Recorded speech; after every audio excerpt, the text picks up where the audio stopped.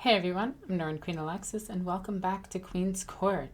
In the last episode, we made a bunch of nerds angry, which isn't really that hard, come to think of it, especially being that they were the lore community. With a proper recap, here's Victor. Greetings. Oh, this is bad.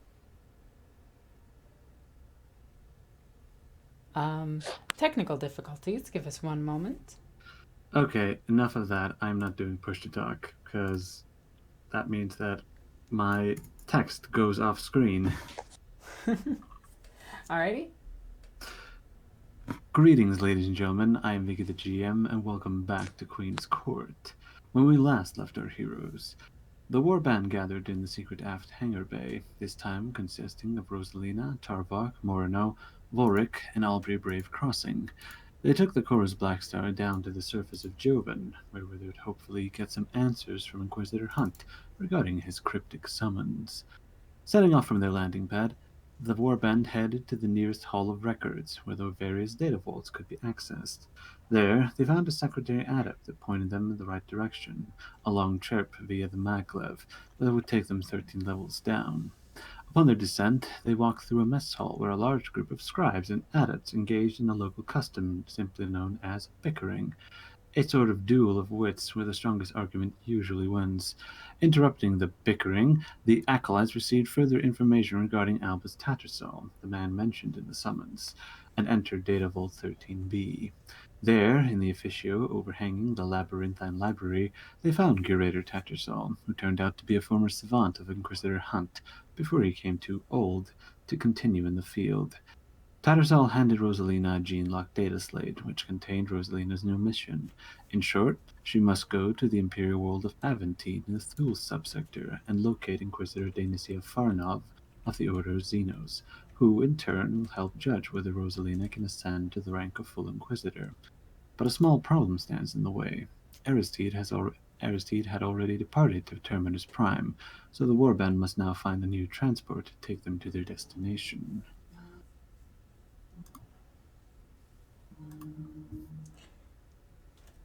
So, Okay, so I'm gonna, as we're walking through the halls and everything, I'm gonna look towards Tarvok. Tarvok, we're gonna need a ship. Relatively small but fast one. A frigate, maybe. Something that can handle small scale warp travel, but big enough to hold the Black Star in it. Tarvok will nod his head and put his cigar to his lips as he begins scanning the what's the internet called in here? The Nutrosphere or something? the new sphere. The news sphere for any local captains posting like hirings and what have you. Alrighty. Roll for me an inquiry against your intelligence. Do I have inquiry? I do actually. Yeah. Can you swap it to intelligence? I hope you can. Yes, I can. Alrighty. Let's see. Well done. So, as Tarvok rummages through the new sphere, he is able to find that there is, in fact, a captain looking to sell his services of inter of intersector travel, and it reads thus: the most uh, the most outrageous Captain Emil Ardkor wishes to offer his services to any who can buy them to travel as his guests. Did I not? Oh yeah, here we go. To travel aboard Her Highness Katerina in luxurious estate, and there is contact information regarding the frequency that the ship is using while banked in orbit. Perfect. Tarvok, I'm gonna need you to hold this, and I'm gonna pass him my backpack. Uh, As he grabs it, he kind of has to, you hear the whirring of servos in his arm as they overclock to compensate for the weight. Also, there's a bolter on the side of it. Exactly. And in the backpack right now is the bolt pistol and the inferno pistol. So all she has on her is her sword. And he will hang it on like the hook, one of the side hook of his bookcase, the one that most people grab onto. I will go and meet this man. I will secure us a transit. Thank you, Tarvak. Would you like me to accompany you? I could be of much use in negotiating fair terms. Well, he did say luxurious travel, and if we travel together, he may think that a tech adept has more money than a highborn.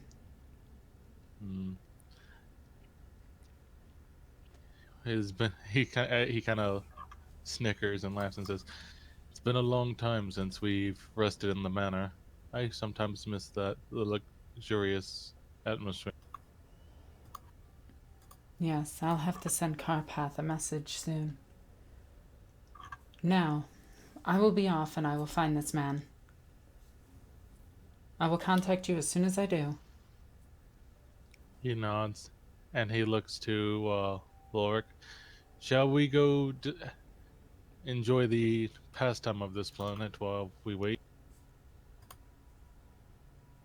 And when you ask him that, Fulric is just gonna kind of like, he's gonna have that the words to describe it. Deer in the headlights, kind of. Yeah, that is a fitting description. Yeah. And he will just kind of motion his rod of office and say, "Come." He's going to look to Al. She shrugs her shoulders, looking towards Rosalina whether she should follow her or not. You can come with me. Albury actually looks back and gives the two of you a wink before she trottles along behind Rosalina. Putel. Oh, and Tarvak. Marna will be watching over you. I will have you know I'm perfectly capable of looking. Be sure to keep an eye on her as well so she doesn't get us in trouble.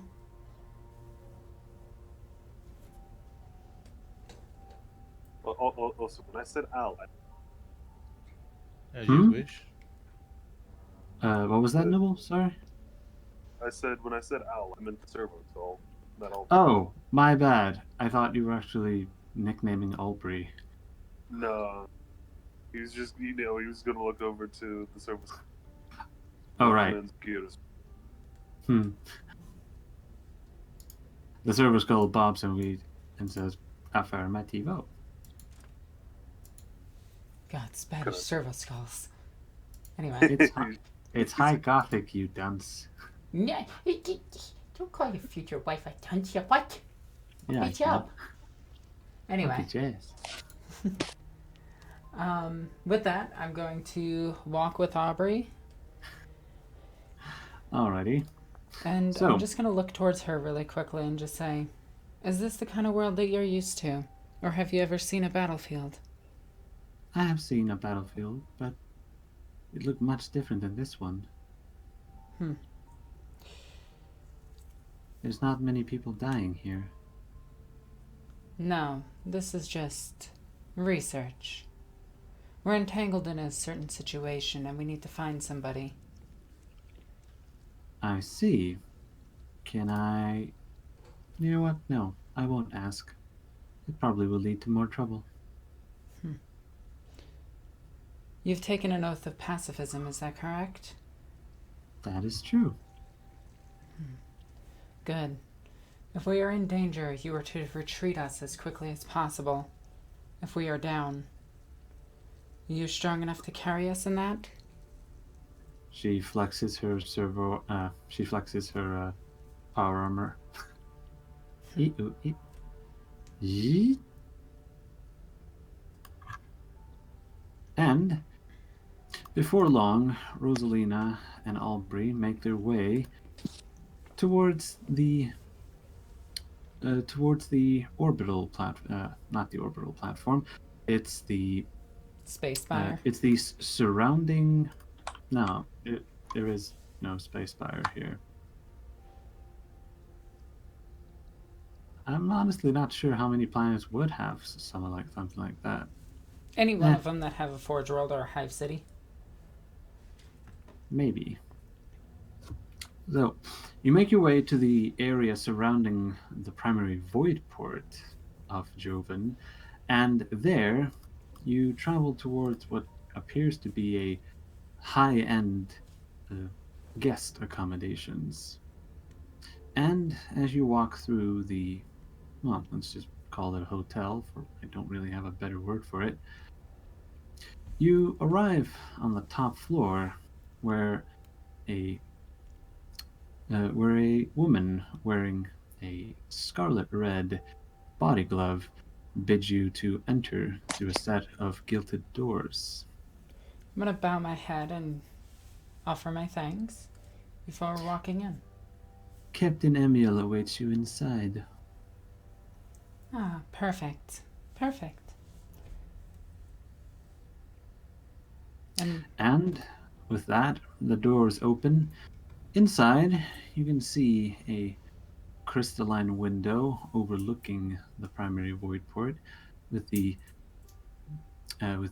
trails of orbital shuttles cruising to and fro, making a modest light show of the dark sky.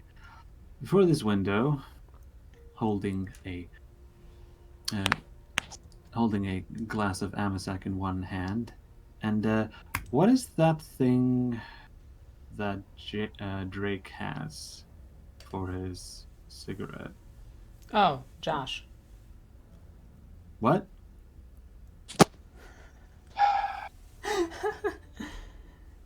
What? I made a terrible joke. Don't worry about it. But I get the notion. He's got the same thing as Cruella de Vil. Yeah. A Honestly, holder? yes, a holder. Wow. Thank you. I was completely blanking on what it was. So, and a holder with a gold inlaid glow stick in it. As the man turns around, you can see that he is a stick-thin figure wearing only the finest silk clothing, and his face has been powdered white, and a tall white wig sits upon his head, curled to both sides. Oh, and to what do I owe the pleasure? My name is Ren Roseless of Provoska. It is a pleasure to meet you. I hear that you can get us off this world. Yes, I just might, but we're getting ahead of ourselves, dear. He places the holder between his lips, and actually, no, he puts it to the side because it doesn't work with what I have in mind. He places the holder to the side and offers his hand towards you. As a highborn, you know that. Yeah, I know. I is- take his hand and I give it a slight kiss. Yes. No, he gives you your hand a slight kiss. Yeah, same thing. Yeah.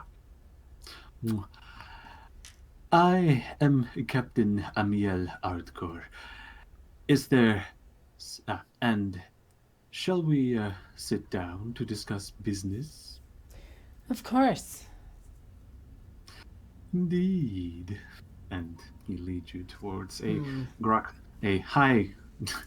What? What are you humming about? What are you Right. humming about? Hang on, I got an idea. Oh no.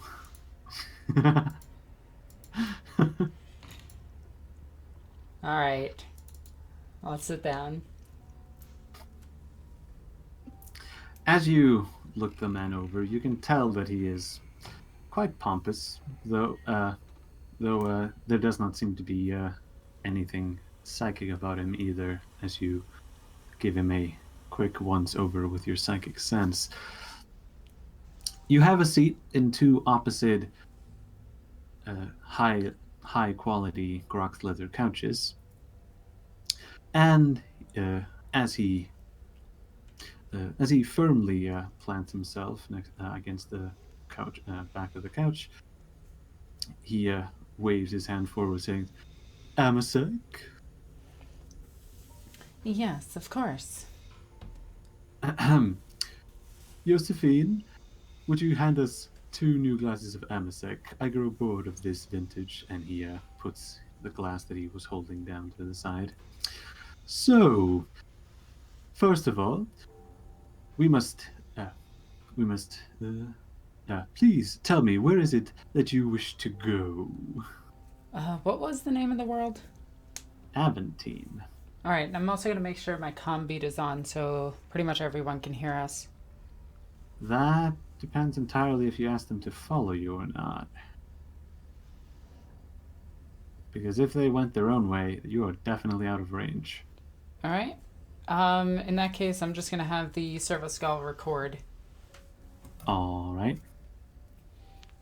So, with that said, I'm just going to say, I have business on a world called Aventine.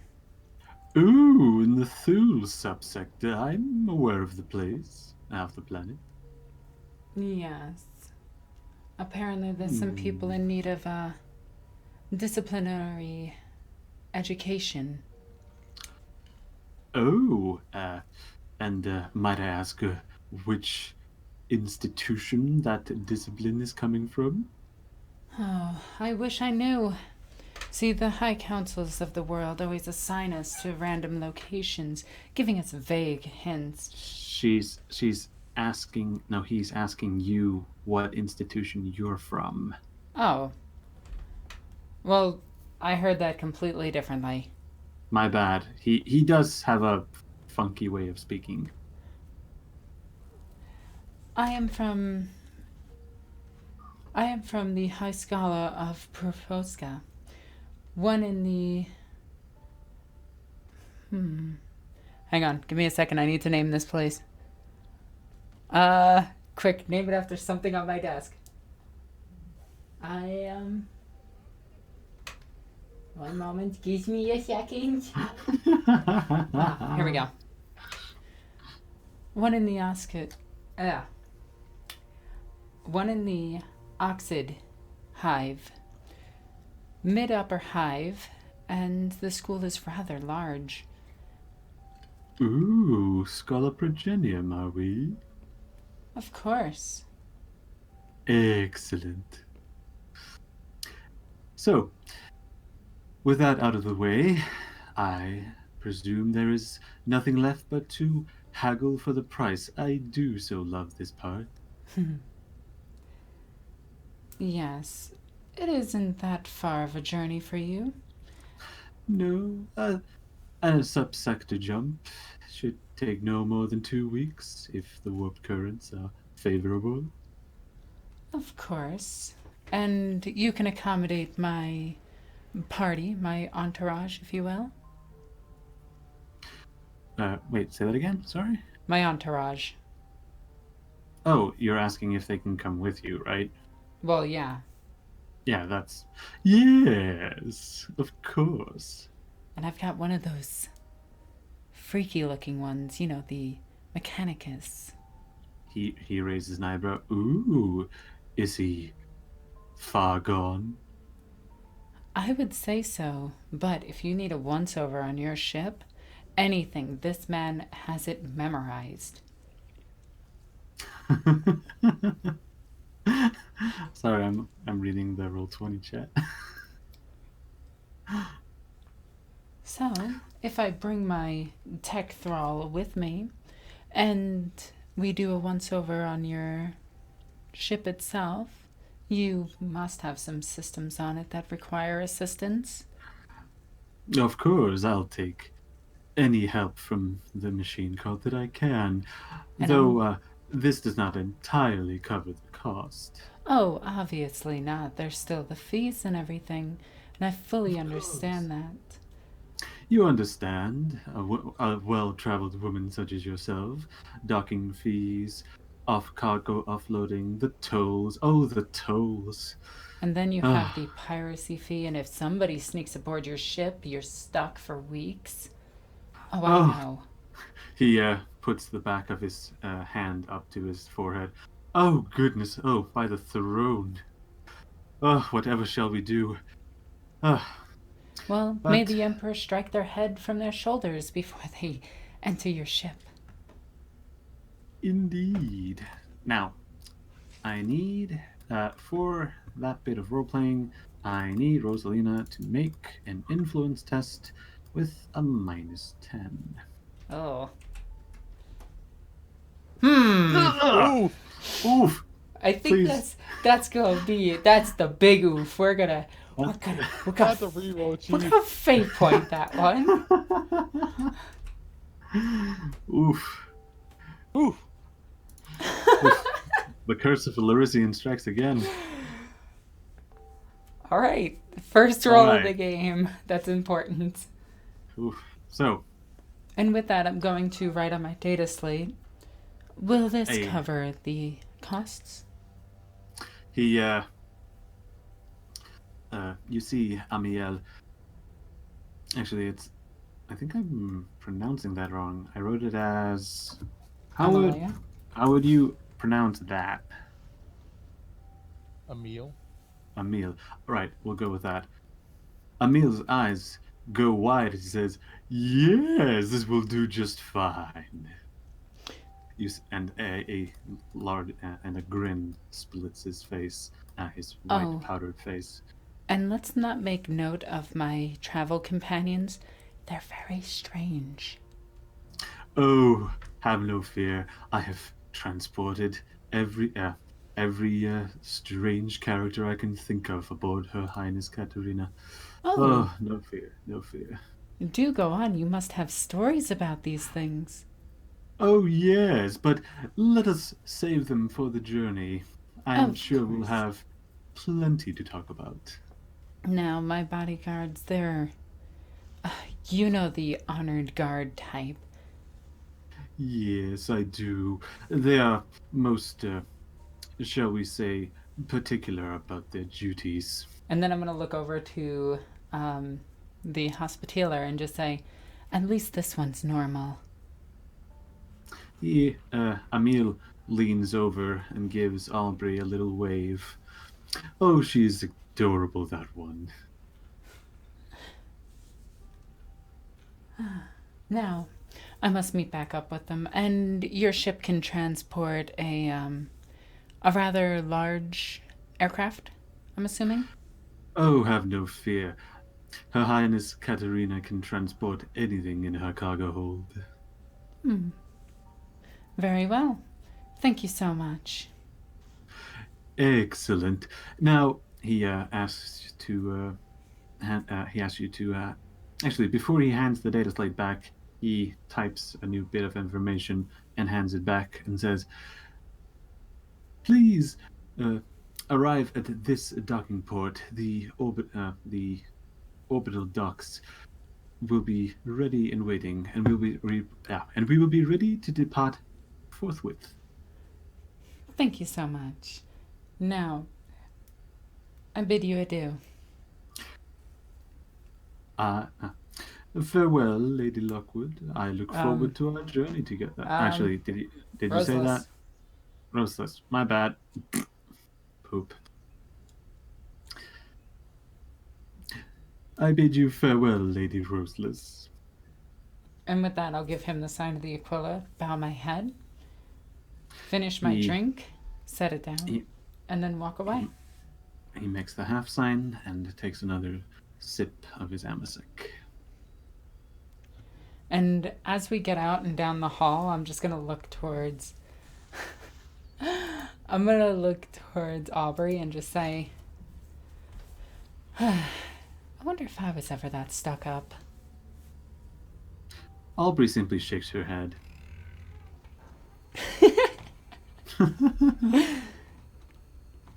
And with that, I'm going to send the servo skull flying ahead to get to Tarvok to send him the entire message. Indeed.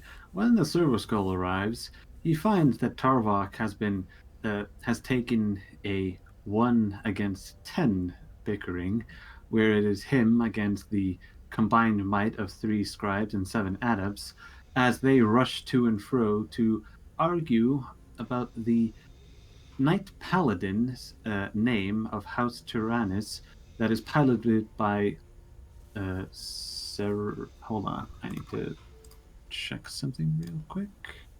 Oh, Soberan, by the noble Soberan of House Tyrannus.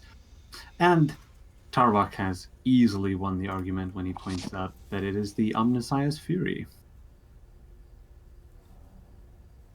And as he's actually holding like a book, 6 books in his hands, and then 2 are being held by his Mechadendra.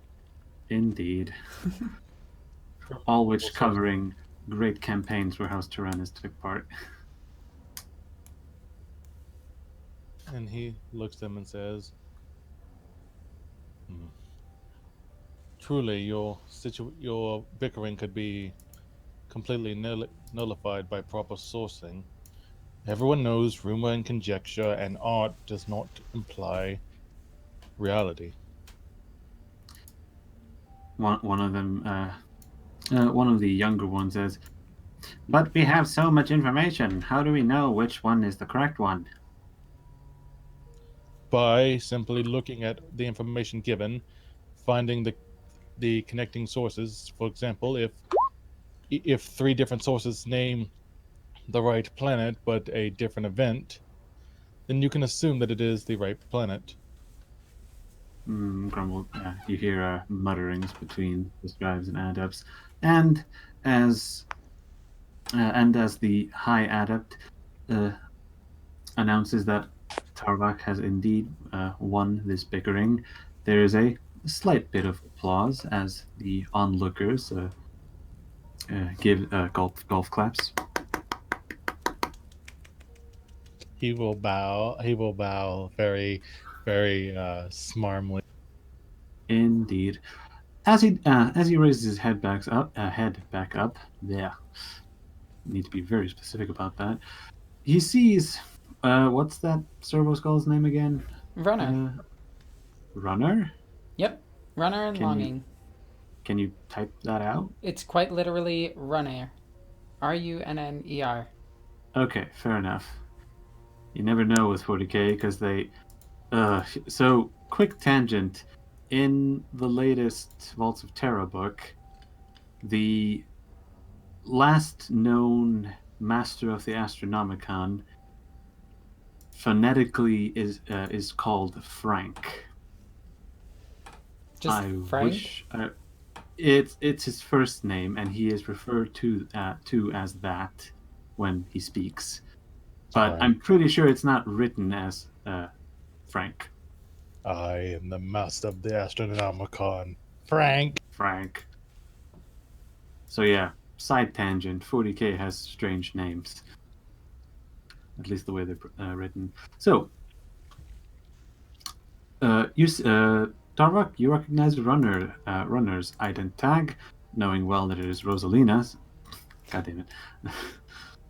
Knowing it is Rosalina's servo skull, and he sends a data spurt in Lingua Technis over to you, giving you, in record time, all the information that you needed. This man seems like a fruit. And with that, he stands up and says, "Gentlemen, ladies, it's been a pleasure, but unfortunately I must take my leave." There are some ums and ahs as you go away, but the bickering soon starts up as you leave the mess hall. Considering Volk is still standing there with the deer in the headlights, look, trying to process everything he just heard. Yeah, there's so much information was being shouted about. Actually, let's see how dumbstruck he is. Roll an intelligence test for me. Boy, Oh Okay. boy. this be like the one time pass intelligence. No. Nope. No, Core your demands. your intelligence is 36. That's Yeah. his base intelligence. It's with no increases, I think. Yeah.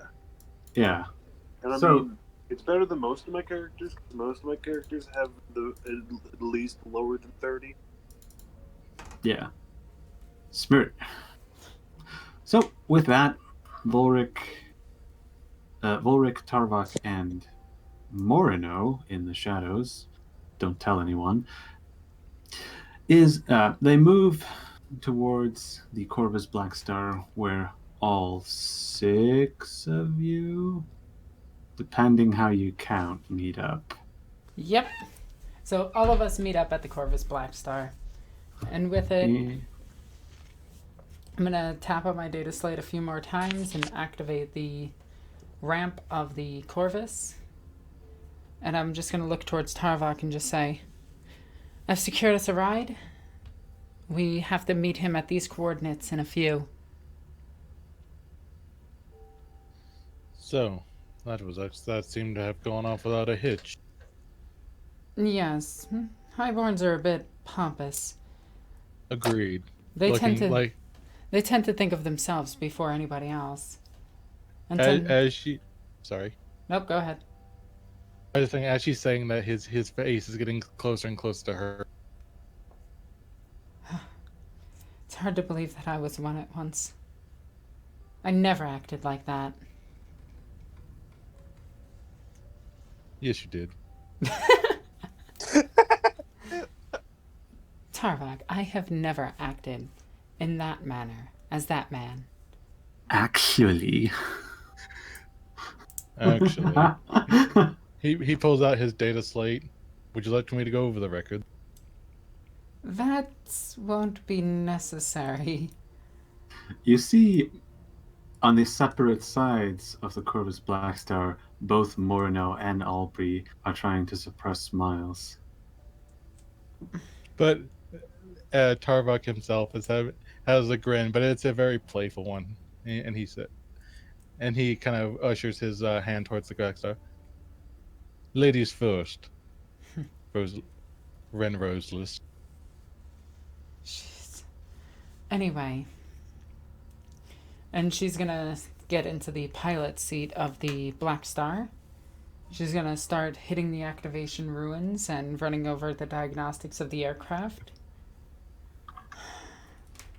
Are we ready for takeoff? And she's gonna hit the ruin to seal up the back of it.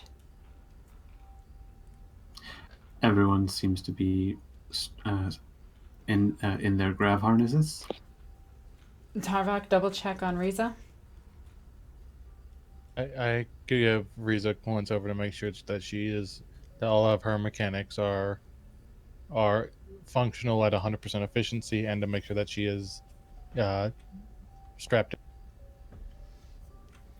Indeed, she is. I'm gonna hit one more switch and start taking off the Black Star after getting permission to fly. Indeed, all permissions have been granted, and off the Corvus Black Star goes into the dark night sky. This ship is so bulky. It lacks the finesse of stealth. Mutter, mutter that my Arvis lighter is better. It's an obvious joke, by the way. Like, brick. Dude. Huh. I'm also going to look at the weapon systems really quickly and see if they've been fully reloaded and everything. No, there has been no. Well, depending on when they were reloaded, they have not been fired ever, I think. No, they weren't. This ship was in a dogfight. When was that? When we had to rescue the dude that screwed over Aristide. That is definitely not Oh no, true. it was the Crimson thing. Yeah. Oh Creed yeah. was, Wait, no, that was not the Corvus. I don't think. no, that was Besides, definitely. it It was was the in it. Corvus. It was. Oh, fair enough. It was the Corvus, but no shots were fired. He fired warning shots. Hmm. Oh well. Yeah, get That was back. a long time ago. That was a long time ago, and yes, it has indeed been reloaded. See, System Diagnostics says this thing has hurricane bolters. What in the Emperor's name is a hurricane bolter? And she's just running through the other systems. Missiles, rockets, decoy flares. Very well. And a twin-linked las cannon.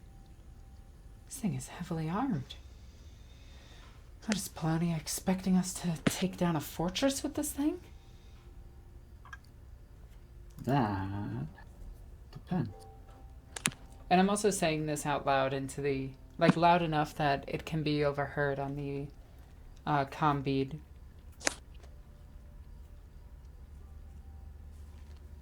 You say that like having such armament banned. Wait, can you speak up and say that again? Oh, you say that like having such armament banned. I have no idea what you said. Hang on, let me turn you up. Is it to my I think I don't know. I think it's just. Okay, he's pretty much just saying you're. Can you up the input volume, Noble? I don't know how to do that because I'm using Apple earbuds, so yeah, my output is up at my. Hold on. I'm actually gonna modify my output. Yeah, I modified him up to like 90. Let's see. Is this better? Is it? Yeah, a little bit. Alright, go ahead. Oh. Oh yeah. You say that like having such armament is bad. The armaments themselves are good, but they give away our position. This thing is a military-grade aircraft. It's more than military grade. This is absurd. But lovely absurd.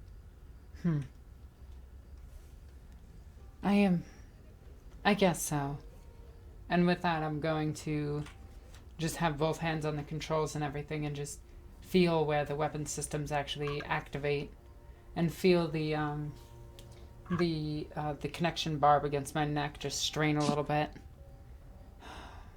I know. You don't like me that much. That is fine. The Emperor guides us.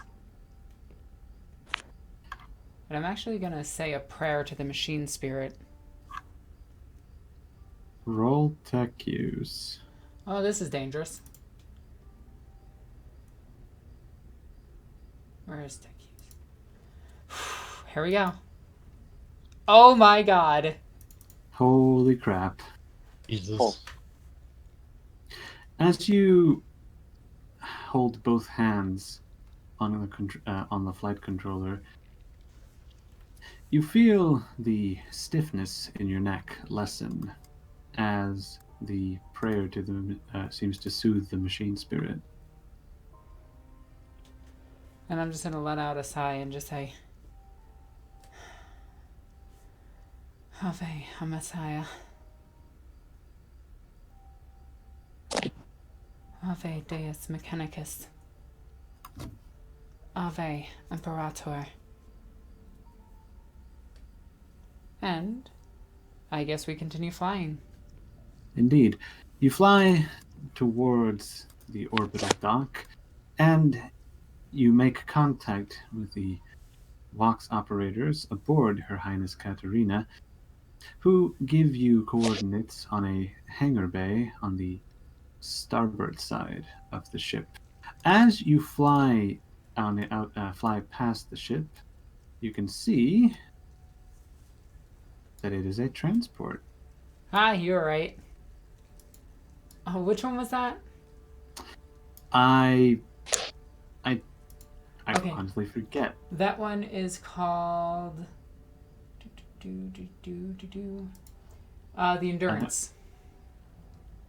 Endurance class transport? In class frigate. It's not a frigate. It is a frigate. No, it's not. Yeah, it's in the frigate class. No, it's not a warship. Yeah, it's a transport version of like the warship version of this exact ship is a frigate. This is just an escort version of it. Then I am actually going to open up my Rogue Trader book because this is bugging me now. Core book. Here we go. You could even see where the turrets would be placed. One here, one here, and one here. Are you drawing on my map? See? Are you being a butt while I look up stuff? Here we go. Armory, psychic techniques, starships, hulls. I am looking for. Where is it? This is called. It is a. I believe this is the Vagabond class merchant trader. There we go. Nice. See? Warship. Q. Q. Boop. Hey! So, I'm sure everyone had seen it. So, Hey, stop that. Stop that. Yeah. Alright, continue.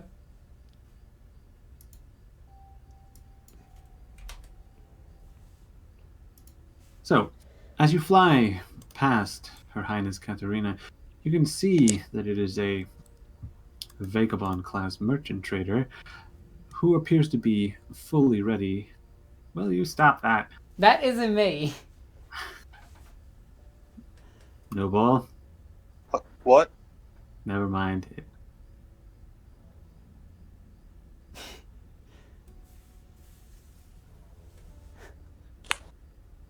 Alright, let's continue. Stop. This is distracting. So, you pilot the Corvus Black Star into the hangar bay of Her Highness Katarina, and there you see the normal repair crew of servitors as they usher forth to refuel and make minor adjustments. As you open the boarding ramp on the Corvus Black Star, you can see that Captain Emil and his assistant, the red-clad woman, seems to be standing by with a squad of 4 armsmen flanking them as they await for you to descend to board the ship. I'm gonna look towards Morno and just see that her essentially space hijab is, on. Her head is fully wrapped and everything, so only her eyes exposed. Her regular body and everything is perfectly fine. Like, she can wear just her basic clothing. Indeed. Well, she's wearing like a body glove, and it's just covered with normal clothing. That is true. And I'm gonna look towards Riza, and I'm gonna unstrap her myself. Just like, alright, Riza, let's go. And Riza follows with her Archaeotech Loudhailer in her hands. Tarvok. And I'm studying this as I'm about to activate the ruin. Hang on to my backpack for me. Can I roll a security test to make sure it's secure that no one can get into it except for like her? Yes, you can roll a security test. And just to make sure it's secure on me. Yes. It's hanging there. Okay, good enough for me. I'm gonna hit the ruin and let the ramp down. And as you do, you descend down the ramp, and you can see the over-the-top captain of Her Highness Katerina. What was his name again? I will type it into Roll20 chat. It's Emil, right? Yes. There you go. Captain Emil. It's a pleasure once again. Indeed, but the pleasure is all mine. And I'll extend my hand for him. And he grabs it and plants a gentle kiss on the back of your hand. Now, let me introduce you to my entourage.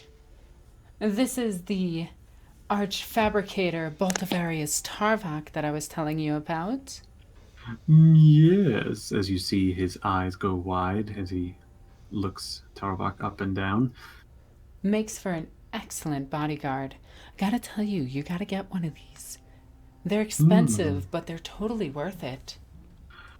I see. He whispers something to his red-clad assistant, and she dots a few words down in a data slate. And I'm sure that he has contacts that you could even get. I might be able to hook you up with that. Don't you worry, doll. Now, the next one. This is my lovely partner.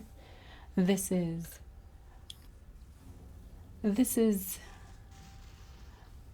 I'm Emily. guessing you're not. And I'm guessing you're not. introducing more now. This is Right. Emily, my partner. She will be staying with me. Ooh, she looks ravishing. A rather tall one, gotta tell you. She's very strong, too. I'm more of a short woman man myself. Personal preference. Of course, of course. And this man over here, he is my crusader. He is a Volric. Ah, you see, when Emil looks over at Volric, this time he merely purses his lips and gives a light nod. He is one of the ecclesiarchy's men. Still makes for an excellent bodyguard and very good at regicide, I gotta tell you. Passes the time by very quickly. Ooh. We simply must have a game. Will you be, I'm sure we'll have plenty of time to play later on. Of course. This is my daughter, Riza. Oh. She's lovely. Don't bring up her looks. She's a little sensitive about it. Oh, of course. And he grabs a handkerchief from his silk coat and holds it over his mouth as he dabs the sides of his mouth. Yeah, his lips. Corners of his mouth. There we go. Perfect. And then I reintroduce Aubrey to him, the hospitaller. A pleasure to see you again, my dear. And I don't think there's anybody else with us, right? No. I think that's everyone. Now, where are our accommodations? Oh, you'll be staying in the High Lord Suite. I named it myself. And with that, I will follow them to it. Indeed. As Emil leads you through the halls of the ship, he gives you his esteemed version of the ship's long and storied history, long and storied background, I should say, telling you how this thing has gone to nearly every planet in the Ascalon sector. I got a funny thing. All right. Hold on. He needs to roll against you.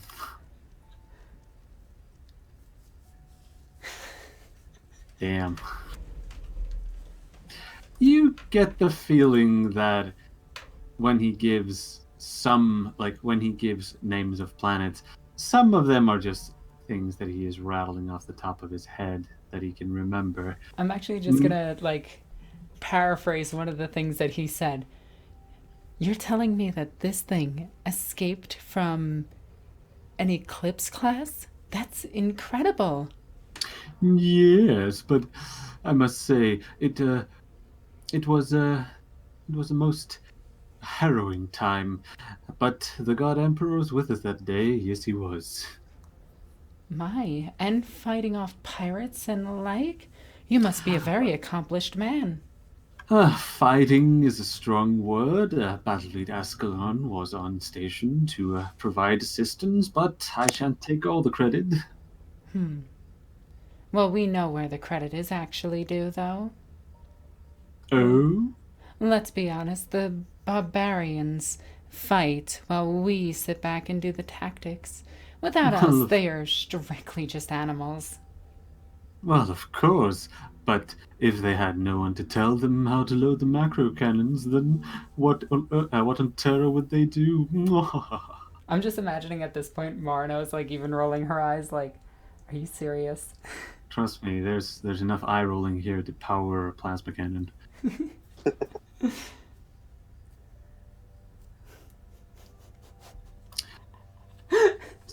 I'm sorry. God damn it. No, I'm just imagining that he's telling all these stories and Rosalie is like, are you serious? But she's going along with it and embellishing his stories even more to see how far he would go. Uh-huh. Oh, he doesn't push back on anything. He just goes with it. All right. So, you arrive at the accommodation. They look impressive to anyone who doesn't want to roll a scrutiny test against perception. I will. Oh, Well, wait. I mean, if you're gonna Hang on. Perception. Rosalina just seems chill. Okay, Volric made it, and Volric was the only one. As you arrive in the High Lord suite, you can see that no expense seems to have been spared. Silk sheets on the beds, gold inlaid as far as you can see. However, Volric notices out of the corner of his eye that there are tiny little splinters of gold that have been seemingly popped out, and he can see the gunmetal gray beneath, where the gold inlay seems to have popped out, showing to the slightly less luxurious nature than, say, Aristide's suites. At noticing that, he's going to poke just a nonchalant kind of poke in the shoulder. To whom? Sorry? Neil. Oh, he, as you nonchalantly poke the captain, you give him a slight frighten as he turns about and says, "Yes, was there anything I could answer for you?" Not at all. I was just making sure of. And as he says that, he's just going to have a very wide grin. Oh, of course, and he gives you a hint. He returns the smile back to you. So, I'm assuming Go ahead. this. Alright, I'm assuming that this suite is like a typical multi-room hotel. Yes. Hotel room that you get where it has the living room and then 2 or 3 rooms off to the side. Yes, it does. I'm gonna look for the biggest one and just walk into it. I'll be taking this one. Yes, good choice, my lady.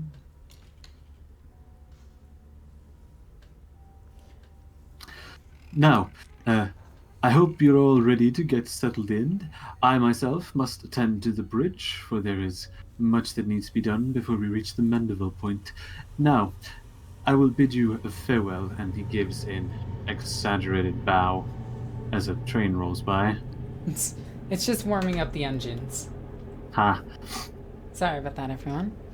Anyway. So, with that, Captain Emil Arthur leaves the High Lord Suite and lets you to it. Tarvok, lock the doors. Tarvok will lock the doors. Tarvok smash. Locks are locked. Actually, hold on, let's try this again. Security. Oh my god. Holy crap. Yeah, no, I pretty much just rewired the entire door system, like, for our room. Oh boy. I'm assuming with that you also check the room for any recording devices. Indeed. This, with that security check, you search the room, and hidden underneath a decanter of wine, as in, which it seems to be made of some, dark, some bluish crystal, you can find a tiny little vox thief. Can I do a data trace to see if I can figure out where it leads to? Yes, you can. Using the con leech, you can roll a tech use test.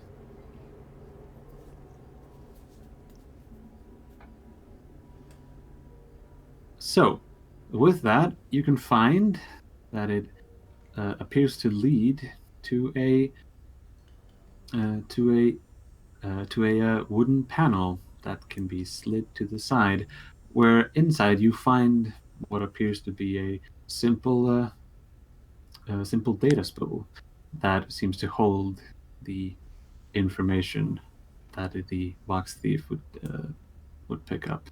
So can I actually? I don't want to remove this because smashing other people's stuff. But can I actually just program it to run like like on a loop, like a blank spin on? You can, and with the tech use you rolled, you have plenty enough of degrees of success to do just that. So, yes, because obviously I can't just smash it because his rules. What I can do is make sure we have proper privacy. Indeed. Let him believe. There seems to be no actual connection from. So this, what I'm trying to get at is, this seems to be an isolated system. You could roll a logic, but I'm going to tell you auto succeed. You get the feeling that Captain Emil simply might do this to all of his suites, just in case he needs some sort of leverage. But that is fairly common for anyone. Yeah, so he will find no leverage from me or the rest of the party. Right. You make sure that all he receives is looped nonsense. Yeah, just a loop of the blank room. Also, I don't need him. Mostly, another reason is to protect Morno. True. Yeah. So with that, when Morno is actually in the room with me, I'm gonna take the cloaked rifle that was on her back, just wrapped up, and I'm just gonna put it off to the side and just be like, while we're in here, you can take that off. Moreno simply nods her head and says, how long do we have to suffer that pompous fool? Another 2 weeks? Oh, he just tears. Will this never end? Don't worry. Let's hope his food is good. And let's hope that he can get us there in one piece. Oh, I'm sure he will. Moreno says as she looks about the room, disinterested. This room will suffice. For you, right? And you? Yes. Bed is rather large, though made out of a and she's gonna poke it and just be like, "An okay aesthetics. An okay material. The aesthetics in the room are a bit grand for my liking, but overall I God. can't complain." I see. Let's. I will. I actually have no idea what I'm saying here. I kind of stopped thinking about how Morino thinks because I don't want to overstep on Mo. Oh, to anyone listening and wondering, Mope couldn't make it because she's busy. World of Warcraft. Anyway, Yeah. with that, I'm gonna look towards Riza, and I'm just gonna say, Riza, you'll be sleeping on the couch out there, mostly because there is no extra rooms for you. I apologize. Risa looks over, scans the room, and you can see her flying and sitting down on the couch with the Archaeotech Loudhailer next to her. I imagine she turns on, like, the equivalent of the television to watch a movie or something. There's a bunch of propaganda on Holovid. Well, I'm sure there's, actual programming and educational programming as well in 40K. Not in this Imperium. No, I'm pretty sure there would be. Oh yeah, education, quote unquote. Yeah, well, I'm pretty sure it'll teach them the basics of math and how to put a gun together. The important things. Yeah, important stuff. Captain Ketchan's wildlife hour. As you can see, this Ketchan devil over here has got a huge number of claws on it that can shred a Lehman Russ in half. I'm gonna go poke it. Sorry. I'm just gonna look at the holovid that she's watching. I'm assuming it's a documentary on like certain planets and everything because those would still be there. Documentation on animals would still be there that are classed as animals and not xenos. And like farming and agriculture, how things work. Essentially, the Discovery Channel is on. Yeah, pretty much. Except it's the Emporium of Knowledge. So, does anyone want to do anything before I skip ahead? I'm gonna shut the door really quickly and finally like put my sword down and take off the armored body glove that I'm wearing. I just look towards Morino. Would you like to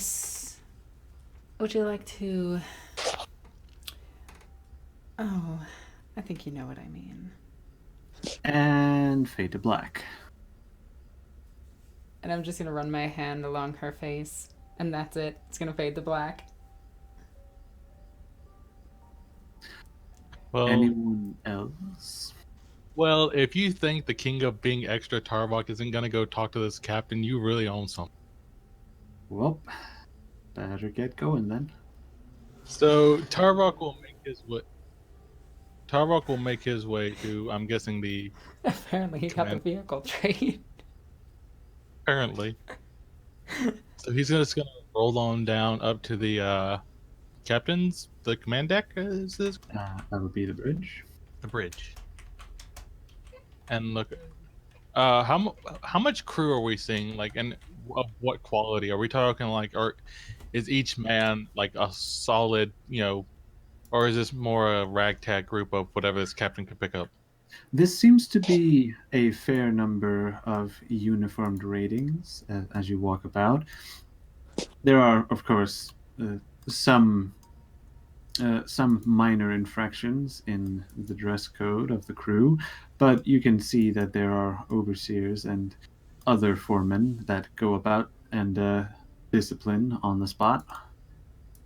All right, so this is well maintained. Yes. Actually, roll for me a scholastic lore. Let's go with Actually, Scholastic Lore Void ships because we have everything. Yeah.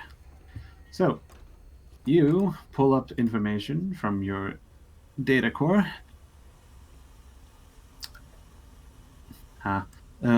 Saying, giving you the basic information on the ship. It is 2 kilometers long, 0.4 kilometers abeam, approximately. It is 8 megatons, holding approximately 18,000 crew, give or take. And it is this ship is a very this ship is a common sight throughout the Calixtus sector. Vagabonds are small, multi-purpose merchant vessels able to transport a variety of cargoes and even passengers. Popular amongst poorer Chartist captains, these ships are unassuming but reliable and have even been known to mount small broadsides for defenses. Though you did not notice anything so intense. Can I check records to see? Because I don't think we got the name of this ship, did we? Her Highness Katharina, and I will type that into Roll20 chat too. I like that name. Pew pew pew pew. Goddamn. But no, I will kind of. I will say I won't say I sneak up on them because that's impossible for me. But I will. Stop that's it, adorable. babe. Oh, that's amazing. Babe, your butt. All right. I clunk my way into the onto the deck, looking around, and I'm guessing I see the captain over there being pompous. Indeed, his command throne, rather. Bleh, where did that come from? His command throne swivels about, and he sees Tarvok standing there in all his mechanical glory, and he says, "Ah, Arch Fabricator, I was hoping to speak with you." He nods his head and pulls a cigar and looks to the captain. Got a light? Of course. He snaps his finger, and his assistant approaches, and one of her fingers actually has a bionic lighter on it. Tarvok sweats. Oh, that's hot. Victor, I know an upgrade I want for my hand. Fair enough. But he will lower his cigar to be lit and put it to his mouth. And what would you wish to speak to me about, Captain? You see, your mistress spoke of, as part of our arrangement, that you would take a look, a slight overview of my ship, as a mere favor. In binary, he will whisper, Omnicide, damn it. Huh. But he will say, oh yes, my mistress does not believe in idle hands. No, and from what I can see, you have plenty to spare. Tarvok kind of just opens his mouth, but has no words for that. But he says, of course. Has your ship been properly maintained any time recently? To the best of my ability, though Chief Engineer Rolston has done as best as he can. I see. And he kind of pulls out a data slate and says, any Gilder field malfunctions within the last, say, 100 years?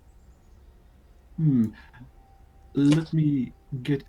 I will get you a full report on the ship's damages and repairs, and I will have it forthwith. He presses a rune on his command throne and says, Rolston, would you care to set up an analysis and a report for our esteemed guest? Jesus Christ.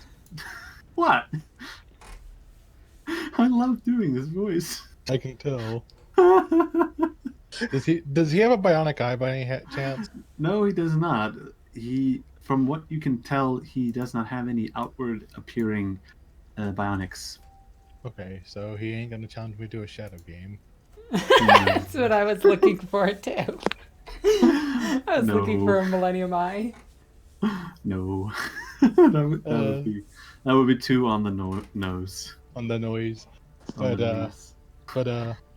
Tarvik, as he waits for the report, he will say, "Also, Captain, Actually, before you reply, you hear back from the Vox speakers all around. You hear, "It will be done, my lord."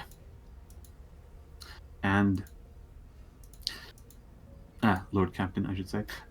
And go ahead. And as we wait for Rostin, Tarvik will kind of shrug his shoulders a bit and say, "And do you have any outgoing contracts right now, or are you simply in between work?" I am in between work, but I am always looking for more. I have work that could be done after this excursion and after we have taken our leave back to our point of origin. Oh, and what might that be? Well, I've made a deal with the. What was the planet we were just on? The scribe planet? The Joven? Joven.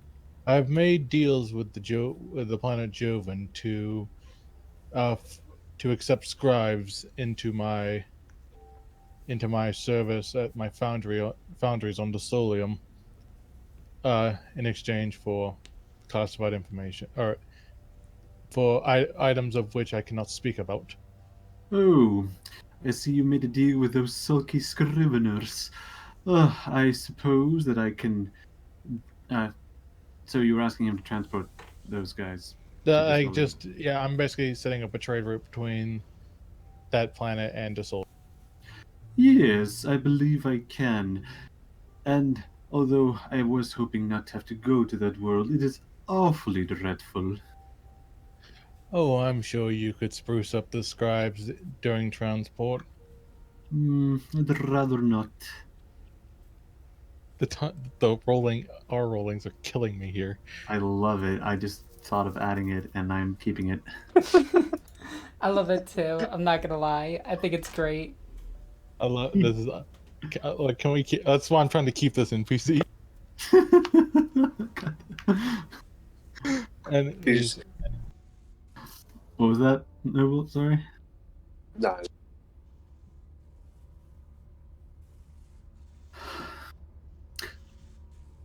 Now, unless there was anything else, he makes a away gesture as he. One more thing, Captain. Yes. Oh wait, sorry. Yes. And he will hold out one of his hands, and outward will flip. He will grab something from his leg and flip it out, and it's a regicide table. Ooh, I see. You must be an avid player, yes? There are a few pastimes that a great mind such as myself can partake in, which I can find challenge. Of course, Regicide is the game of emperors. He will. Now, I don't know how I'm supposed to take that emperors. Well, as in people that play Regicide are actually no Game of Kings. Let's do the lower level below to not to not trigger any heresy detectors. Yeah, because I have several of those. But all right, so intelligent. I challenge you to a duel. Of course. Let us play. I believe it is contested intelligence. Yes, it is opposed intelligence test. I am And going to roll that. Ooh, damn. Pegasus beat me. Dear Tarvok, I seem to have caught you off guard with my fortresses. Interesting. I was not expecting this. Your strategies are more flary and garish. I did not expect beyond standard logic and game theory. Oh, of course not. You see, I am a man who can see opportunities and take advantage, if you will. I Captain, simply- are you? Go Oh, ahead. sorry. No, go ahead. Oh, I simply leap at a challenge when I see it. And I must say, considering how defensively you played, it was somewhat tough to break through you. I actually don't know many regicide pieces, so it's hard to describe. Indeed. But as he says, indeed. I have a question, Captain. Are you single? Me? Oh, my dear, I'm a confirmed bachelor. So that means no, right? That means no. With that, he will fly a picked recording of Larissa and Serena. Actually, wait, no. He meant, to your question, the answer was yes, he is single. Okay, never mind. I will put away the picture of Larissa and Serena. Goddamn. I tried, Noople. What? Hold on. I'm confused now because you said it was. Hold on. Yeah, What this is kind confusing of weird me too. reverso log? Look, Yeah, I asked if he was single. The answer was Yes. that he actually said he is. So he is single. yes. Sorry, I meant to say that he was. Okay, I will pull out the picture of Larissa and Lord Captain Larissa and Serena and show it to him. Oh my, a friend of yours. A friend of mine and single. Ooh. And being that you are both very lovers of travel and the void, I figured I could get you into contact with him. Ooh, and who might he be? That is Captain Larissa and Serena. Lord Oh Captain. my. you, out in the void while traveling back to Desolium, Larissian has the strange urge to correct someone. Actually, Tarvok will he'll have a little tick and say, Lord Captain, of course. Oh, one of the Serenas. They're up and coming, I hear. After having had that little spat with the Ansiphors. Yes, well, speaking of up and coming, he would be right up your alley. Yeah. Wow. God damn it. Oh, this is too fun. Say. Tarvok is head-faced while saying this. God damn it.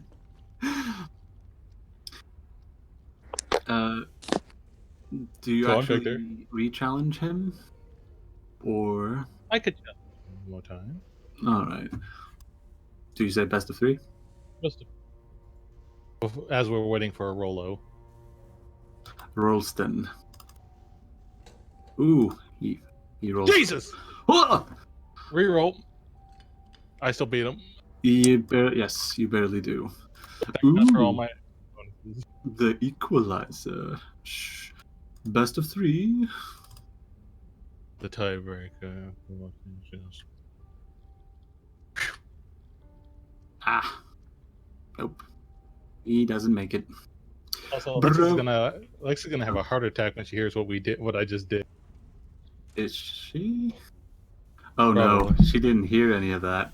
What did I do? What happened? You didn't do anything. What just happened? Nothing. Victor, you're a bad liar. I know. That doesn't mean I have to tell you. Tarvok, We'll what tell you. happened? Well, Tarvok and the Lord and the captain of the ship had a regicide match. Regicide best of 3, and Tarvok won.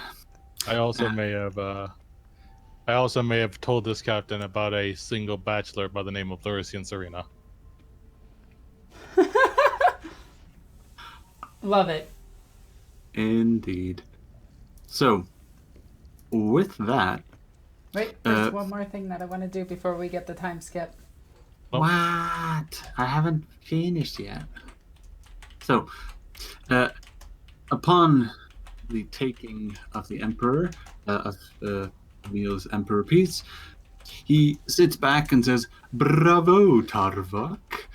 We simply must play again sometime. I find your fast thinking to be challenging. Indeed. Now, I believe that, and as before he is able to finish his sentence, a bridge crewman, a member of the bridge, let's say, walks up to him with a printout that says, "Oh yes, Ralston has the report ready." Oh my god. What's up with these R's? That's how he speaks. Okay. Now, if you would kindly report to the engineerium, I am sure he'll be able to give you everything you need. We're doing this on purpose. I am. Indeed. And I will actually leave him a printout of the picture of Larissa and Serena along with his name Huh. and his box number. That's not a thing. It is Yes, now. it is. Hey, wait, no, because I got Aaron Densky voted to say that it is a thing. I would like a screenshot of that, please. If it's on Twitter, it should still be there. So, as that happens, what were you gonna do, Alexis, before the time skip? So, as, let's just say Rosalina finishes up, she's gonna notice that in her private chambers, there's actually no shower. Wah. This place isn't as grand as it appears. There's only one bathroom in this, this hotel-ish style suite. That is awful. I mean, not that I'm going to change it. I've been to 4 or 5-star hotels that have actually had this, and it's really, really messed up. Like, this is an Yeah, actual thing. That is messed up. So, I'm gonna hit the ruin, activate it, and see Moreno sleeping on the bed. And just be like, don't think I've ever seen her actually sleep. She looks at me. I'm just kidding. And I'm gonna hit the activation ruin, having towels and stuff in my hand, and just having essentially just a nightgown on. And I'm gonna walk out into the essentially the living room of this suite. Yes. And I then wanted to see Volric plop down next to. Why am I blanking on her name all of a sudden? Riza. Oh. Yeah, he's just sat right next to her, but she's what? Indeed. Is this It's program interesting? It's a documentary on fear cats. On feeling. I've always liked feeling. They have squishy face. And then he's just gonna kind of like roll his head back to look back up at her. Like, you know, when you lean back. Yeah. Yeah. So, what's the sitting there like? Wait, you're cutting out. You need to speak Noble, up. can you up your not your input? Let me find out what it's Why is this called. being a problem? It's in This voice has and video. Never been a problem. The input sensitivity. Can you like drop it down to like 55? I know All right. Okay. So what's with the woman? So you know, like, didn't they just gonna take a second life thing? Is that what time I've been around? If not, The woman? Do you mean Marino? what other woman would they mean? And I'm gonna look over and just be like, Aubrey must be in her room. And I'm just gonna look back at you, just kind of like, she is an associate and an acolyte, nothing more. You seem awfully close for just an associate and an acolyte.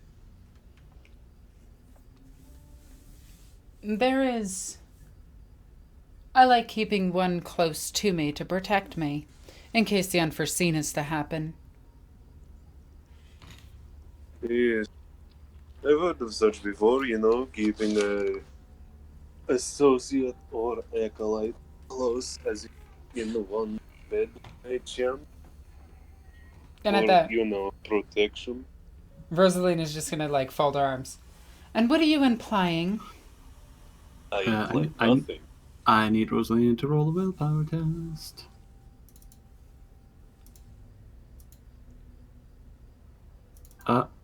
Oh wait, nope. So, if you choose not to reroll this, Rosalina blushes slightly when she says that. I'm okay with that. Alrighty. Volric sees her blush. Okay. I'm not implying anything. I'm simply making statements who are making some space. I am It's just gonna making have a bit of a. no sort of assumptions. She is useful, is all. You're deflecting. And I don't need to tell you anything about this, she's gonna just like stand up more straight and just be like, you soulless abomination.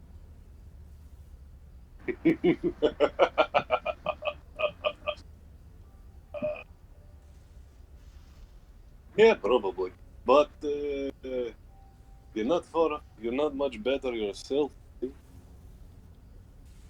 And what does that mean?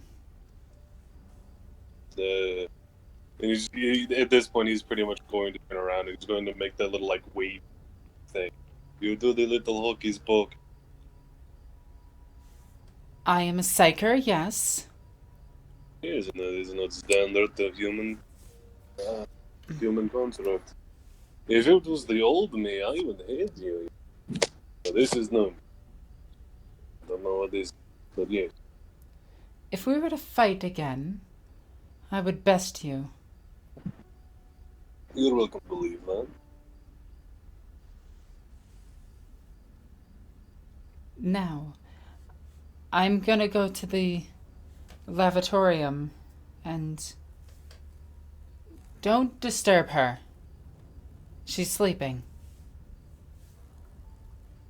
Of course, I would never dream of disturbing your acolyte or associate who is currently sleeping in your bed.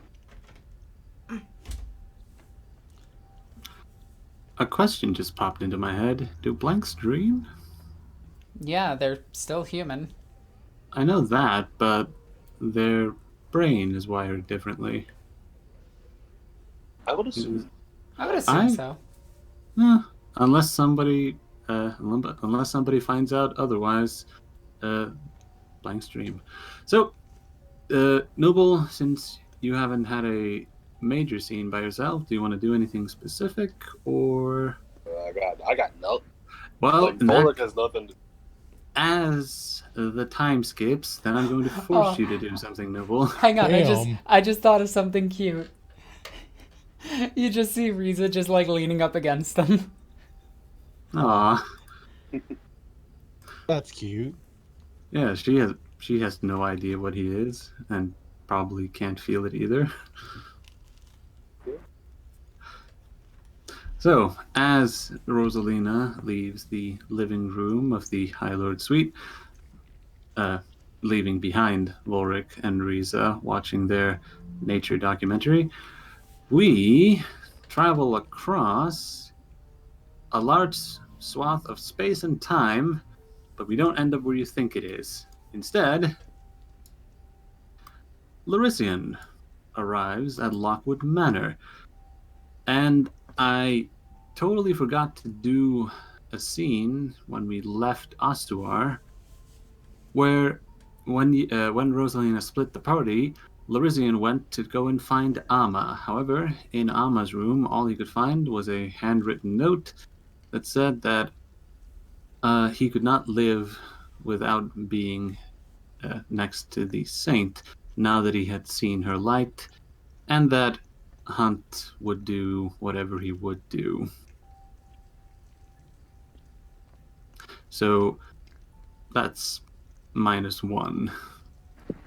However, after a rather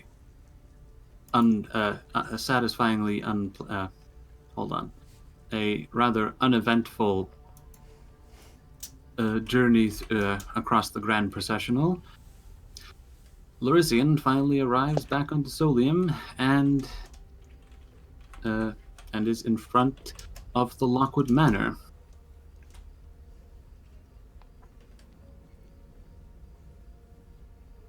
Noble, that's you. Noble, Yeah, I know. I was literally talking when you said I heard nothing. Sorry. okay. Yeah, he is microbeat. The channel that is for the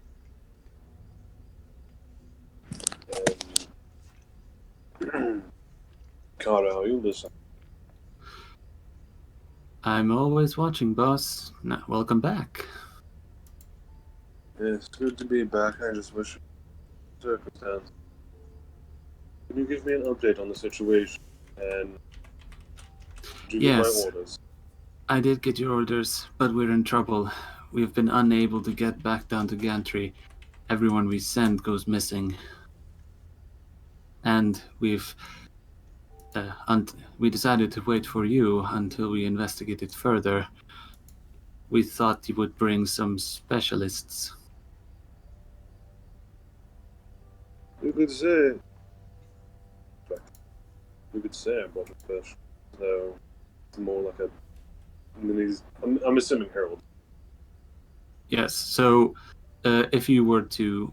Actually, I'm going to say that you have entered the Lockwood Manor, and Carpath has brought before... right before Lorisian made contact with Kara, he arrived at Lockwood Manor, where Carpath reintroduced him to Raphael Matthias and Harold Blackbeard, who both have been resummoned from their various duties to take on this issue.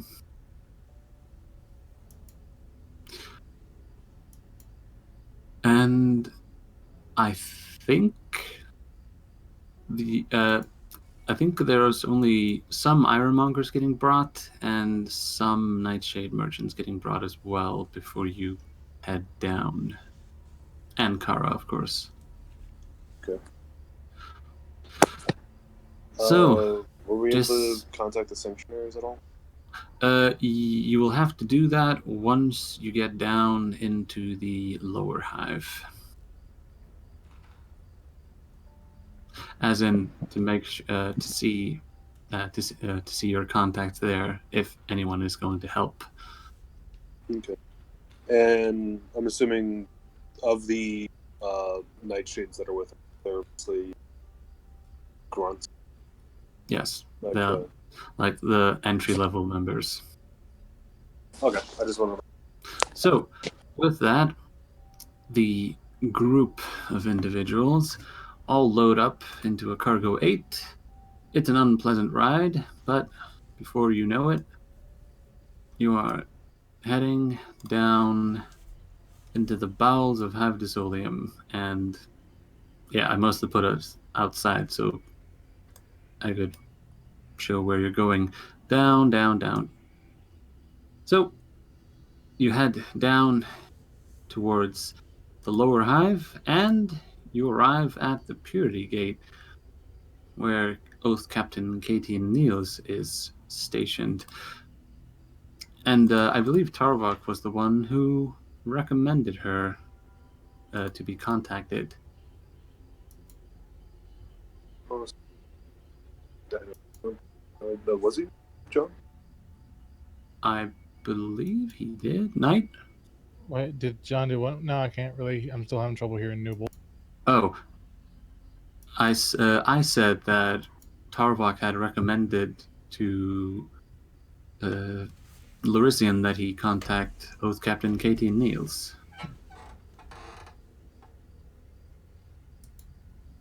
Is Discord messing up for anyone but me? Oh, I said yes. Right. Yeah, I'm getting it too. This is strange. Yeah. Oh well. Yeah, that would make for well, actually, yeah. He would try and get a situation report from Kara, like a whole like get an idea of what exactly So people are going down. So from the best that they've heard, from the from what they've been able to gather, it became more and more dangerous to go down there. Like shipments were getting intercepted, and well, gang members or hive bandits were thought to be behind it. But then things simply stopped getting. Nobody came back from gantry, and everyone that got sent simply, well, disappeared. So you're going to have to, well, figure out just what is going on. All right. As you arrive at the Purity Gate, you see the Sanctuary Station. Actually, let me just grab that, because I have it right. Wait, here. So, whoosh. So, you arrive in front of the Purity Gate. It is closed as per usual. Wait, why is everyone... Damn it! Hey, look, I'm there. Boop. No!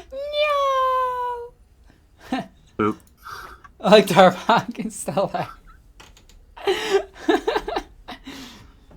Boop. Oh, poor Tarvok. I know. It doesn't look much different. Damn, it doesn't work anymore. Wait a minute, Tarvok. Put it on this guy. He's looking that way. Point. Ah, it doesn't work as much. Nope. So, Lorisian arrives at the Purity Gate with his entourage. Are you? I'm guessing you're gonna go chat with the Oath Captain. Yeah, to go find. As you enter the Sanctuary Station, you can see that the normal hub of everyday lower hive life is going on, and you find Cadian standing before the reception desk as she is talking to two other sanctuaries. She dismisses them as you approach and says, "Well, aren't you a sight for sore eyes?" You missed me, did you? He's gonna give her a little bit of a smirk. Missing. Roll a charm for me. That will depend on your answer.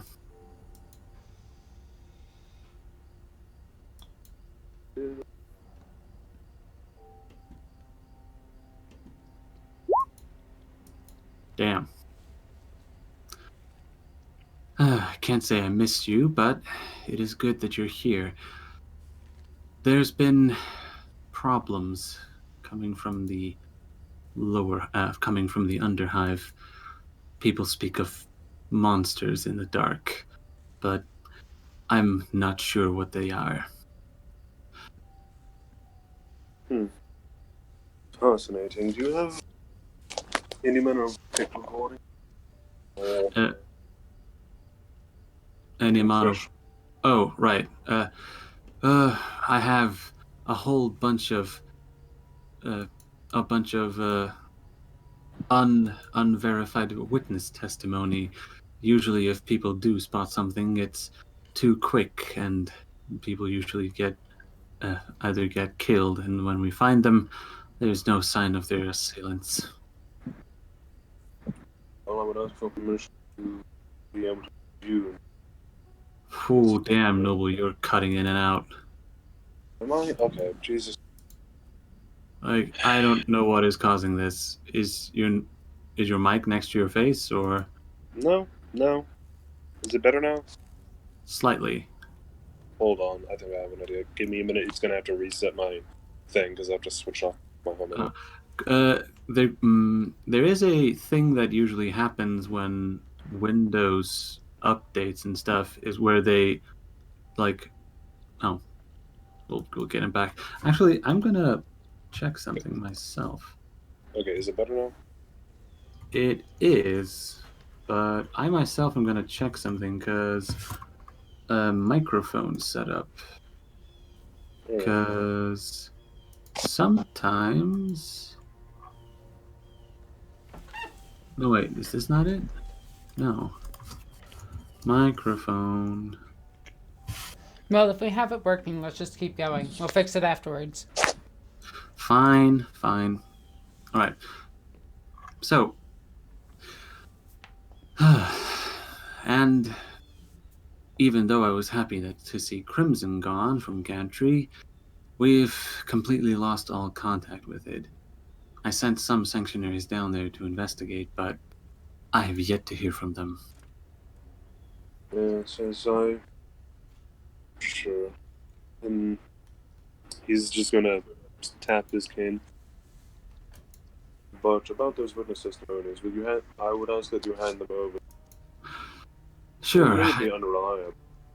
I can get you the copies, but most of them are useless. It's terrified ravings of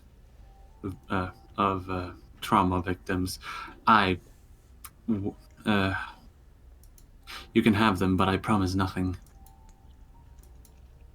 I don't expect anything truly, but you have. Do you have locations of attacks? No, well, at least general areas of attack.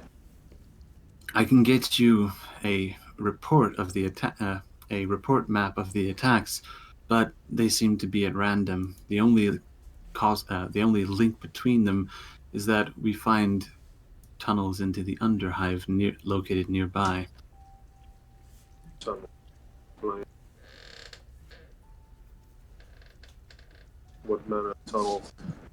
Dug by a machine? Dug by a man? Dug by a wall? The lower hive and the underhive has no real delineated boundary. It's usually how far imperial authority stretches. Once you're beyond us, well, then you're in the underhive. But there are, of course, tunnels that form from cave-ins, structures that crunch down into the sump. It's a full-time job just to seal up those tunnels every time we find them, but we try to best of our ability. But the lower hive is a leaky sieve, as she gestures towards the constant drizzle outside. And so it seems. But whatever is attacking everyone, it doesn't stay. It usually cannot be. We have no actual eyewitness testimony, just glimpses. Is there any reason to believe that there's multiple, or you? Tell me what you believe. Do you believe there's the possibility for there to be multiple or singular? I believe so. The attacks are all similar enough. It looks as though a wild beast tore them apart, though the frequency and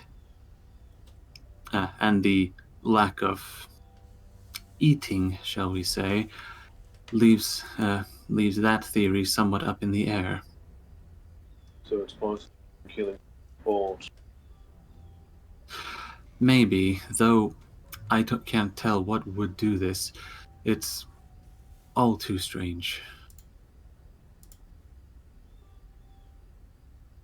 kind of thing. You say that they are similar. Bodies or images of... Lacerations, bite marks, that sort of thing. People usually die when their throat gets cut. But the bodies are mangled most of the bodies are mangled beyond recognition, but it doesn't seem to be an animal attack. Nothing is, like I said, eaten.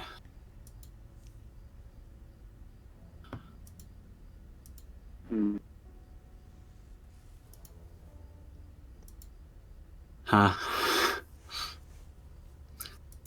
I'm gonna do that thing that, math will hold on, logic test, and trying to put as much of this together as. Right, so with the information you have at hand, roll for me a logic test. Oh, so that is a long. So it's off the phone. Huh.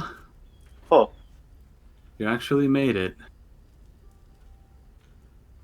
You have a sneaking suspicion, however, before either the narrator, aka I, or Larisian voices it to either himself or others, we are going to fade back towards Her Highness Katerina. Stop drawing on my ship.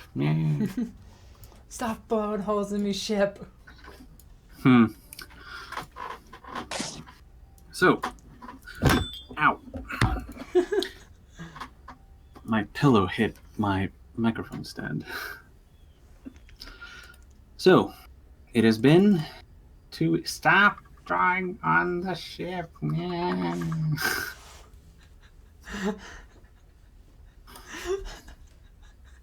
Are you done now? Yes, I am good. Are you sure? Stop me.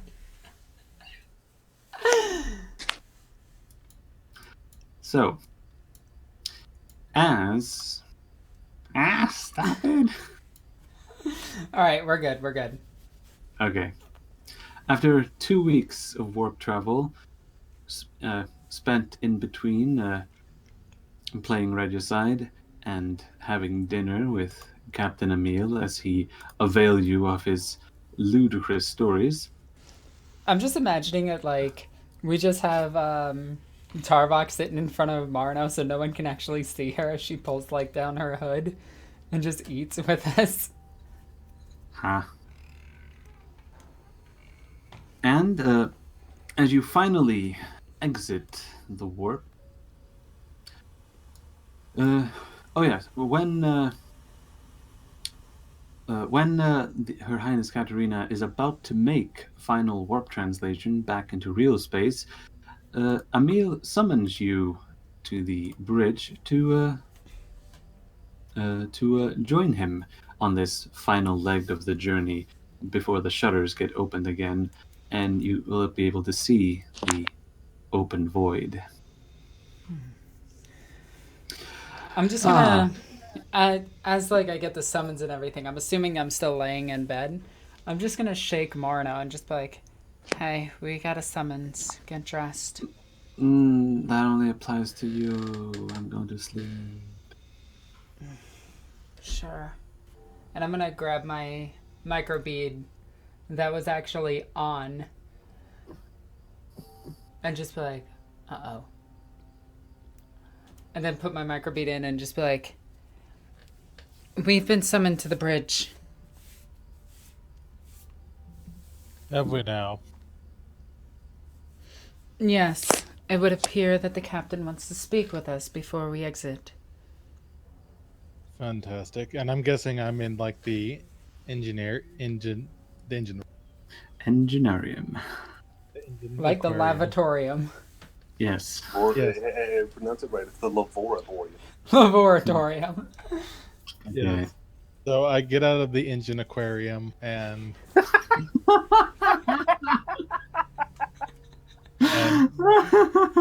40k humor in a nutshell. Oh, so dumb. Anyway, Yes. I'm gonna put on my my armored body glove and put on a fresh dress, and then make way, getting my corset on and everything, putting my sword on my side, and I'm gonna look back towards Morino, and I'm just gonna be like,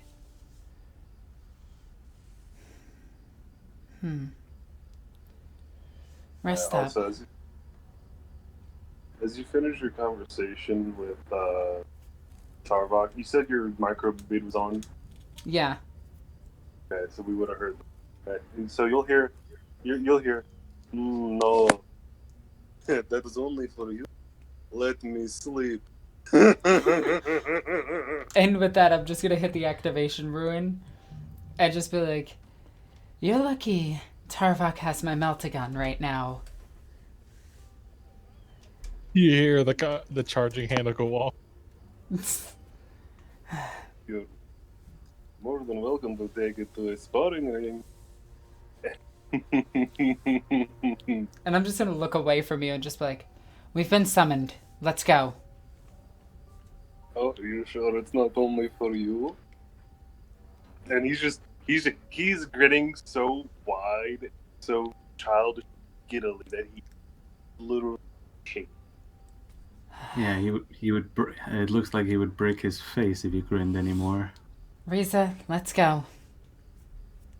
She hovers into the air and follows beside you. So, And as I walk down the hallway, I'm gonna look towards Riza really quickly, making sure my microbead is off, and I'm just gonna be like, you spent an awful long time with him. Did you enjoy your programs? You see Riza move her head from side to side, which you have come to recognize as being her way of saying yes. Because side to side means no, up and down means yes, Victor. No, like from shoulder to shoulder, like bobbing it, like not shaking her head, like moving it from side to side. Like weaving it. Fair enough. And I'm just gonna be like, he doesn't seem like too bad of a guy. Bit of an idiot. So, as you arrive on the bridge of Her Highness Katerina, you can see that Captain Emil Outcourt is already turned towards the bulkheaded door that leads into his bridge as he greets you all and says, "Ah, welcome to this final leg of the journey. I do hope that my company has been most pleasant this entire trip." Oh, Tarvok of pulls- course. And the food has been splendid. Oh, that simply warms the cockles of my heart. The cock. As he says that, you're just gonna see Volrud shake his head and go, "What?" Like visibly just expression. What? What are you typing, Alexis?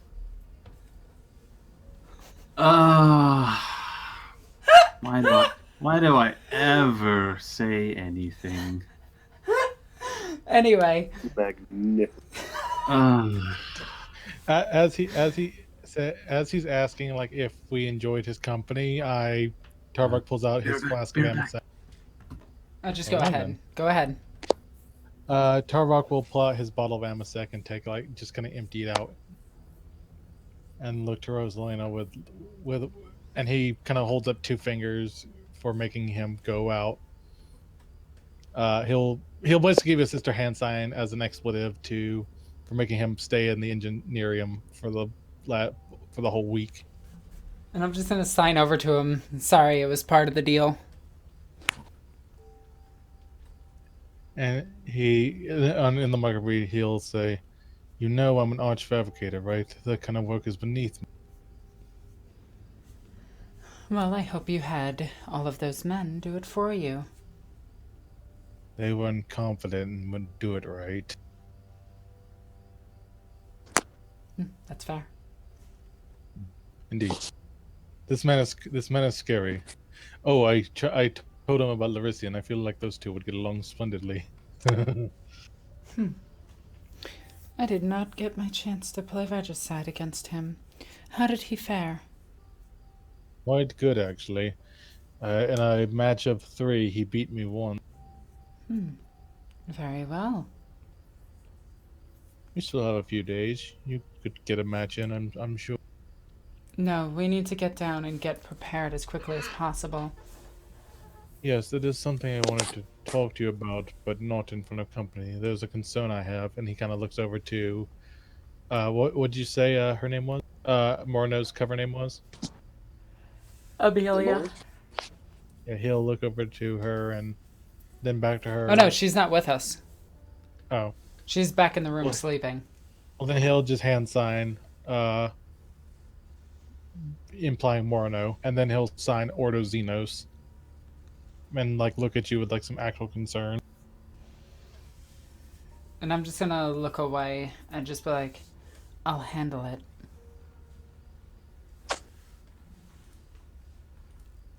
I will protect you as best I can, Rosalina. But the Autoxenos are known to be the least negotiable of the three. I'm gonna look towards the Ordo Malleus guy behind us and just be like, well, luckily the Ordo Malleus isn't that vigilant then. Unfortunate. He Is that- kind of thinks. Is that loud enough for him to hear? The microbead's on. He's just gonna look. He's going to look hurt. Considering the foes we faced in the past, I would believe that. Looking over to the Order Malleus guy, as he remembers the many times a demon has hit him. What about the time that a demon tore out Rosalina's heart? Or crushed, or quite literally crushed, made my heart punctured with my own rib. Or at the time Rosalina got slashed. Or the time that a possessed beat you up. But anyway, back to it. I'm just I'm gonna back. look back at the captain and just say, we did indeed enjoy your company, but it is time for us to depart. Indeed. And as he says this, the master of the Vox speaks up and says, "My captain, there is an auto-cycled distress signal that we're picking up." Oh? Please, run it through. And I'm gonna And- look towards Tarvok really quickly and just say, make sure you record it. To which he does. This is listening post Epsilon. We are requesting immediate help. We're... And the message repeats. This is listening post Epsilon. And Emil looks over to the Master of Orcs. Can you get a trace on that? Aye, Captain. And the Master of the Vox gets to it. My dear Lady Roseless, would you mind if I took a slight detour to investigate? There might be people in danger. And I'm just gonna tighten up and hold the grip on my sword and just say, of course, go ahead. Excellent. All hands are make ready. We're heading to the distress signal. Master of the Vox, Aye, ma'am. how old is that message? Unsure, but if it has been cycling, it means that there might be still people alive. I've been trying to make contact with the listening post, but no one seems to be replying. Are there more than one distress call? Multiple locations? No, not that I can hear. And I'm just gonna say, good.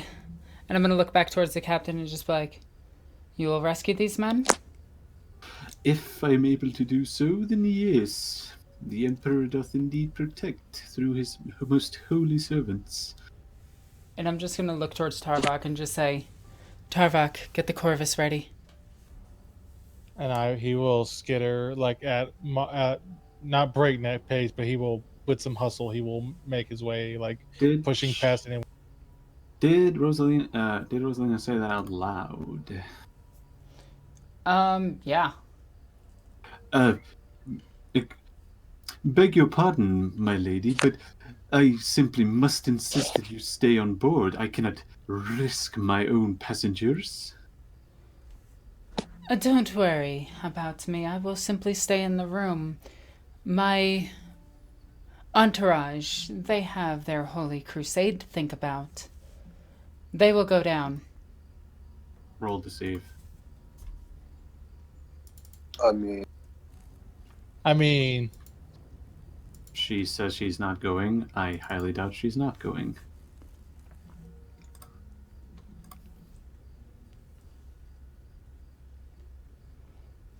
Well, he believes you.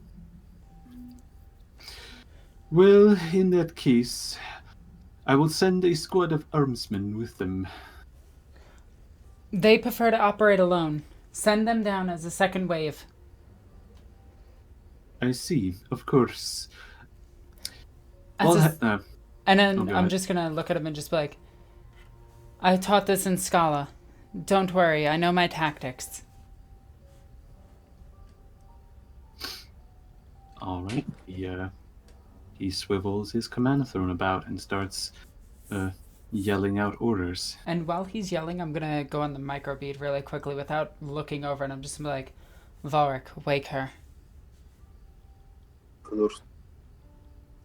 And at the mention of being deployed, you're going to see a very visible shift, Balrog's to me. But less jovial and a lot more business, more or less. And So- yeah, you'll And I'm gonna Was that- try to do something really quickly.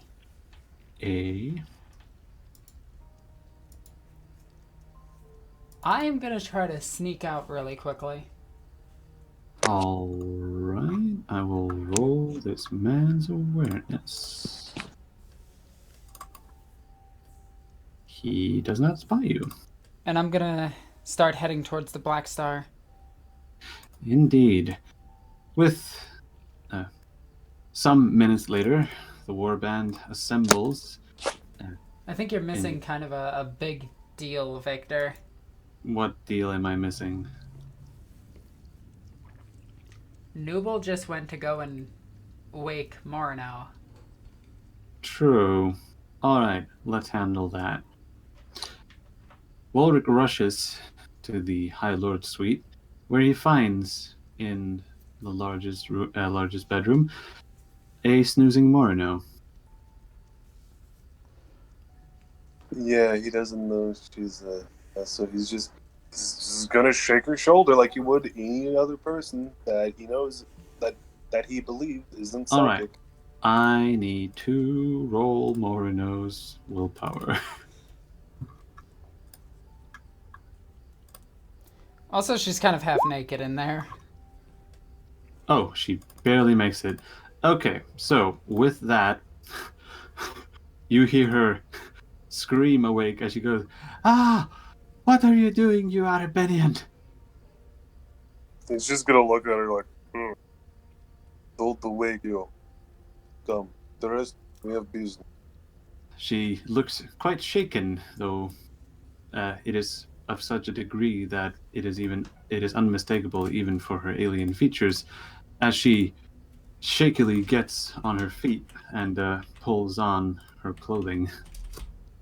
Actually, since you mentioned alien features, would I be able to do a check to pick up To pick up what? that Sorry. she's alien? Did we establish that? What? I thought Volric knew. No, he doesn't. Oh, she is. Oh, it is unmistakable that. Like, you can she's see the seen us. ears and everything. Yeah, like there's nothing hidden. He's going to look at her and just give her a very scrutinizing look and tighten grip on his halberd. You are saying correct. Wait, say that again. You are sanctioned. Yeah. Yes, Is- to Lord Captain Aristide. I am on loan to Rosalina, as she is pulling on her armored body glove. And just because of how he is, general scrutiny. Doesn't Lovely roll. believe a word. Actually, no, that's not true. That's not how that works. She appears to be telling the truth. That's how that goes. Well, it is Okay. opposed. True, but Morino isn't lying? She could be hiding something else. You know, the fact that she's was laying naked in a bed. They're king. I mean, Oh, I'm going to use Morino's only fate point for this. Are you sure? I feel that it is fitting and wonderful. Nah, sorry. You're doing me a sad. I am doing you a sad because Wait, yeah. do you want to use a fate point? I am using fate. I have been thusly challenged. Oof. This is great. Oh Lord, Lord have mercy. this is ridiculous. Get owned, rub. Oh my Damn. god, yes. Yeah. She wants the world to know that they're. I think Discord just censored you. No, it's a thing I've learned to do. Fair enough. But yeah, Volric is no simpleton. He figures it out that the fact that Morino and Rosalina are as close as they are, that that this whatever implication there was beforehand or lack thereof, there is no doubt left that Rosalina is a xenophile. Ha! He's just going to take his necklace, his cross necklace, and kiss it and then walk away. Just muttering. I'm a battle hit. So I'm a battle hit. So this out with flight object. All Alright. With that done, the Warband meets in the Corvus Blackstar, and they get ready to take off. Hitting the activation ruins. I'm going to go on the microbead really quickly. Is everyone prepped? Breath as I can be. Without Betty, without remorse. And you'll hear the thud of his halberd. Alright. With that, Perfect.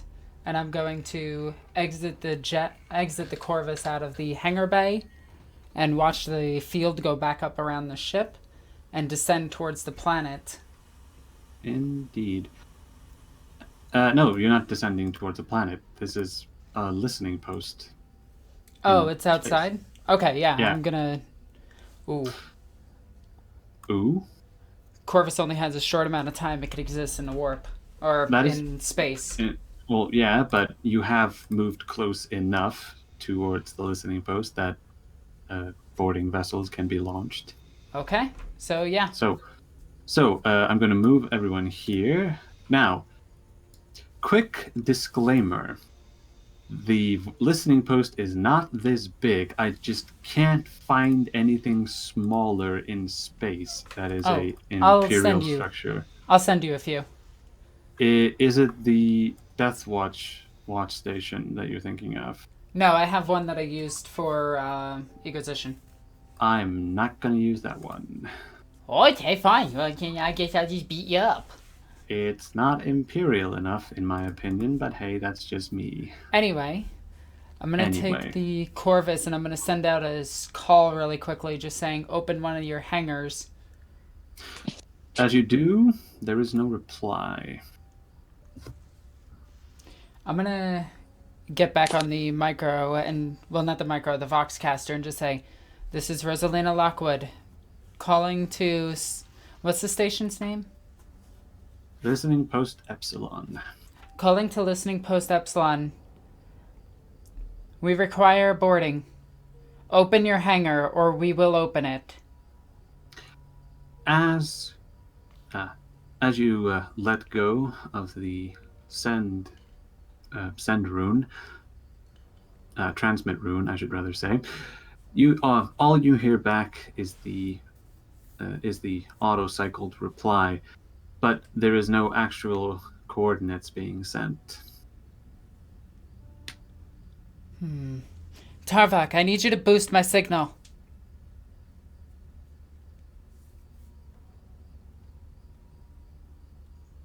Knight? I will punch it through my own personal Vox Communique system, which is probably more powerful than this ship. Indeed, you can actually use both to link them up and get a better signal. Twinling roll for me. Voxcaster.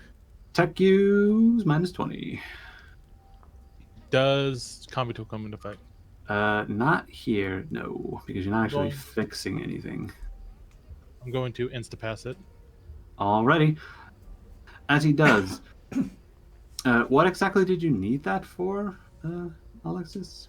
If we don't get in, we die in the void. Yeah, no, I'm like, why did you need the signal boosted? So that I can try to push through the message. The message was getting through, you just weren't getting a reply. Yeah, I know. I wanted a boosted reply to see if anybody is in the station. And I'm going to send it one more time and just be like, this is Rosalina Lockwood, requesting permission to board. Open a hangar or we will open it. Final warning. There is no reply. And I'm going to hit the activation ruin for the last cannons. Alrighty. I'm going to say that you won't require a ballistic skill test because the target is... Actually, the target isn't that too big because you're only trying to hit the hangar bay doors. Mm-hmm. Alrighty, so roll for me a ballistic skill test with a plus 40. Yeah, well done. So I'm just going to concentrate the las fire, just using one of the essentially joysticks to control it really quickly to create a large enough gap for us to get in. So, as Rosalina uses the Corvus Blackstar las cannons, she is able to to melt a hole big enough in the hangar bay doors for the Corvus Blackstar to fit through. Activating the looming globes. Oh, fair enough. As you do so, you can see the beams of light going through, and there appears to be no light within the station itself. I'm gonna activate the Auspex scans aboard the ship. Is that awareness plus something? Plus 20. Sorry, babe, I'm trying to do stuff. Yeah, but you're doing everything. You're not letting anyone else do anything. I'm literally in control of a spaceship! There are more people that can do things than just you. I'm in the controls. Yeah, the Auspex can be accessed from other spots. And I'm gonna just say on the headsets, Tarvok, do you see anything as well? Was that an awareness check? Yes, awareness with a plus 20.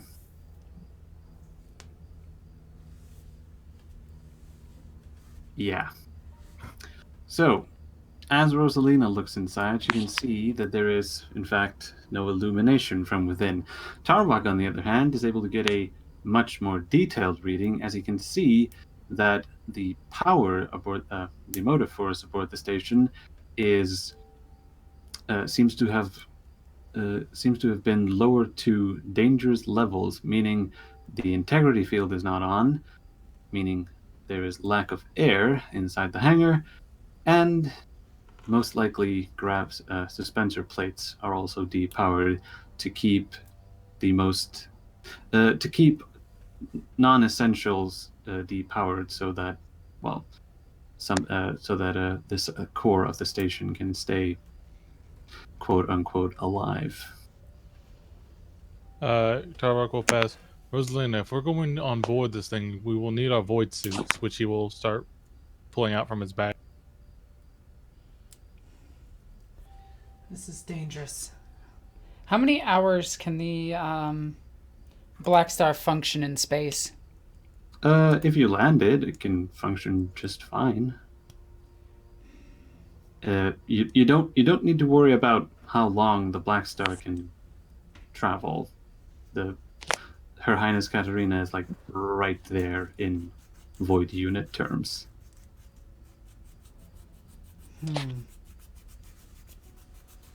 Okay.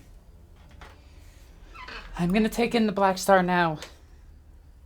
Everybody, get inside your void suits. And I'm just gonna go over closed circuit and just be like, Marno, I need you to wear one of these.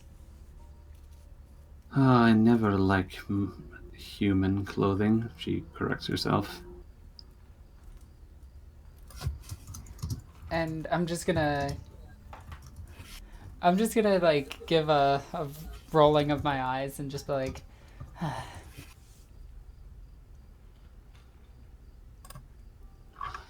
So, as Rosalina maneuvers the Corvus Blackstar towards the opening that she has just made,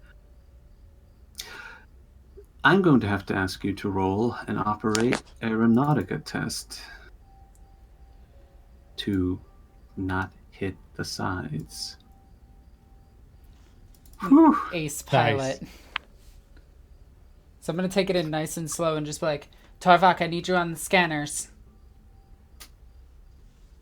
How many meters on the sides do we have?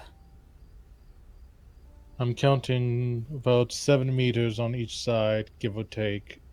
Most debris has been. The last bolts cut through it pretty evenly, so there's nothing really sticking out. Very well. So, with Has the room aired out yet? there was no oxygen, there was no atmosphere in it to begin with. Perfect. And with that, I'm going to turn the ship so that I can easily get out if needed. And I'm going to deactivate the thrusters and activate the maglocks of the ship itself. Indeed. Yeah, aeronautica stuff. Yeah, fun. So, as the Corvus Blackstar magnetizes itself to the deck of the hangar bay, the rest, well, those that actually need void suits, get to rest up. Aubrey simply puts her helmet on. Yeah, that's all she needs to do. Yep. And with a hiss, she's void sealed. High five from Tarvok. High five. Alrighty, and I'm going to get a void suit on myself and just be like, trying to get the dress in it and just be like, screw it. And take the dress off and toss it over to the side. So I'm just in my body glove and just regular pants that I keep with me. Huh. So Rosalina always carries like 2-3 outfits with her at any one time. Alright. And I'm going to leave the bolt pistol and the inferno pistol aboard the ship. And the bolt gun. I am going in with simply my sword. Oh boy. Tarvok will offer you your backpack. Yes. Actually, I'm going to keep the inferno pistol with me. Alright. And some That makes melta sense. cells. And I'm going to put that on my side, and then the sword on the other side, and I'm going to look towards Marino to make sure she has her sword and her rifle. She's ready to go, though she does look rather uncomfortable as you see the fishbowl on her head. That is the void suit. Tarvok is going to pass out some things from the last time we had to put on our void suits, which is a void suit repair kit. Yes, in case they get nicked. Perfect. Tarvok, priority is to get generators back up and get the atmosphere back onto this ship. He nods. He will look to the rest of the party and hold out a box of stab lights in case they need it. I'm gonna shake my hand and activate the one on my shoulder. Yeah. Yeah. Full tap the I guess visor of the thing to indicate that. Be right back. He's indicating that he has contact. Photograph. Alright, so we're good on that. Tarvok will nod to Rosalina and say, very well, who's taking point? They will do so. Perfect. They breathe quickly down in there in the dark. Tarvok, without my power armor, this is dangerous. Would you care to assist me in putting it on? Because I actually do have power armor. He will nod and say, oh, sorry. I was just asking, was it in the Black Star? Yes. Yes, it was. And he will nod and kind of usher you towards it, getting the pieces undone and placed on your first, starting with like the shoulder pieces. I'm guessing the zero gravity kind of makes it a little bit trickier, but Yeah. he magnetically locks them in as we kind of suit you up, concluding with the sliding the helmet on. The armor itself does look like something either out of the Ecclesiarchy or out of the Sisterhood, though you can tell that it's not sororitas armor. It is close. And I'm guessing it's based off the female form. Yep. He will make sure to he tries to be delicate with it, but you will feel some snagging and pulling as he like locks all the pieces in. Perfect. And once the helmet's on you, he will lift up one of his mechadendrites and start moving it left to right, checking optics. Can you see clearly? Yes. Suit is active. Oxygen supply? Nominal. Helmet Very well. Auspex is working. Mag boots are working. I believe we're ready to go. And with finally he will put, finding an import part piece on the armor, he will inject sacred unguents into it for better performance. And I'm back. I have dinner. Victor, just so you know, I put my power armor on. Oh, right. Yeah, that works. Does since I put the power on, do I need to roll the 1d5 now? Yes, when you start it up. All right. Is it light power armor or heavy? It's light. 1d5. Now, Victor, I did Five. inject sacred unguents into it if that might help her get more out of it. +1, 6. Oh yeah, when I roll d6, 6 is just a reroll. Mm-hmm. All right, so power supply has been fully charged. Looks like we can get about 6 hours out of it. Perfect. Quick note. You would not be able to equip the jump pack in here. Well, I mean, the internal stabilizers of the power armor will help. No, I'm talking about, like, there's no gravity in here, meaning if you when you would poof yourself, you wouldn't stop. Well, unless you turned yourself and tapped against something, but yeah. Yeah, You would have to do very controlled bursts with it. Which is not how jump packs are usually used, but yeah. I mean, they can be used for sustained flight as well as being used for bursts. You definitely would not want to use that indoors. No, you wouldn't. Unless you're Captain Titus. Or, I don't think he ever used it inside. It depends how you play the game. In fact, I'm pretty sure that once he goes inside the Orc Rock, they say, no room for that jump back in here, Captain. Unless you land at a certain point in which you glitch the game and you get to use the jump pack throughout the entirety of the game. But I digress.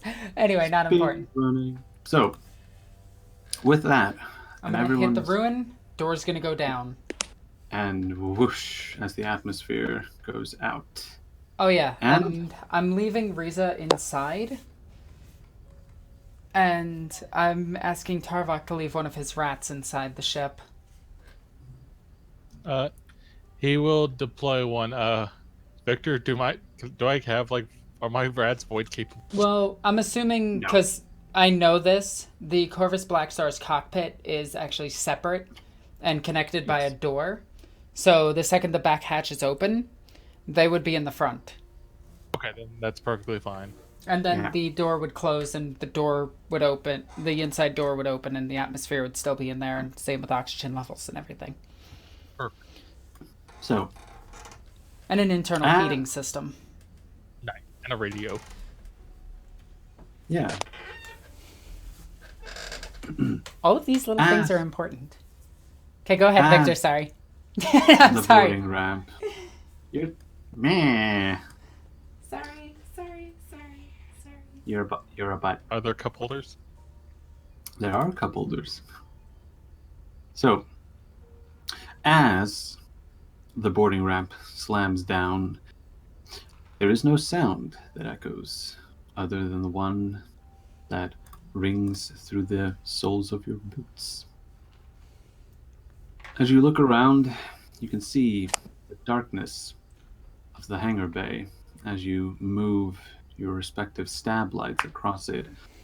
You can see that. Quick question. Void suits don't come standard with Mac boots. I assumed at this point we would put mag boots on them. Fair enough. Yeah, you're I probably actually- it. Oh, go ahead. I was gonna say, I specifically, if you remember, I specifically said I upgraded everyone's mag boots after the last time we had to use them, or everyone's voices. Right. Fair enough. Okay. So with that, you clunk, clunk, clunk your way as your mag boots magnetize and unmagnetize against the deck floor, and you reach the bulkhead door leading away from the hangar. It seems to be powered off. I'm gonna hand sign to Morino to stay back for a second and get a rifle ready. I'm gonna sit on the side with my pistol and tell Volrak to get on the Volrak to get on the other side, and I'm gonna tell Tarvok to activate the ruin. I will do so, but I will also have my weapons out, like ready to protect myself. But it power. As you press the activation rune, nothing happens. I would assume you. Okay, I guess I'll say it. Luminant capacitor.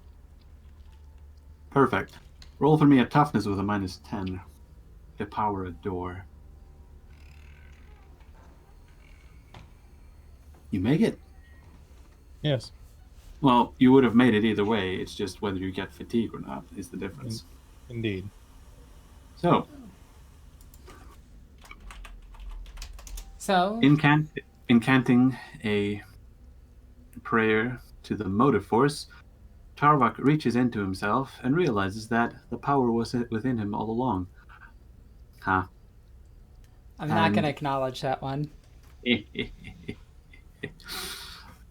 Sending a jolt of motive force into the bulkhead door, you are able to activate them for a few seconds, where they screech apart and stop. So it's only half open. It is half open, but everyone can easily fit through. Can I use the? Because I'm guessing it's going from. It's like was lifting up. It was actually going from side to side, like. How the heck is Tarvok gonna fit through that?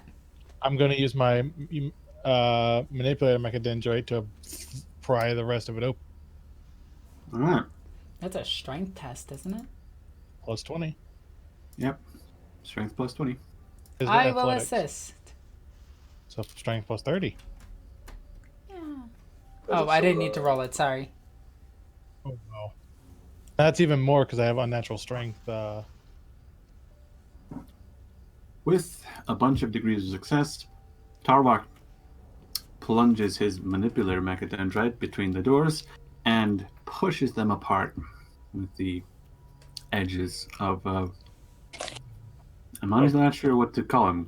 Clampers? Grippers? The clamps. The clamps!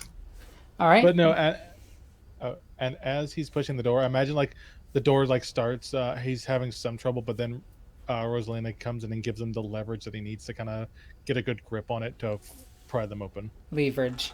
Anyway, Leverage. the second you do that, I'm gonna go underneath you and go down one side of the hall, and I'm gonna signal to Vorak to do the same on the other side. Okay. And I'm gonna roll awareness. Oh boy. Oh. As Rosalina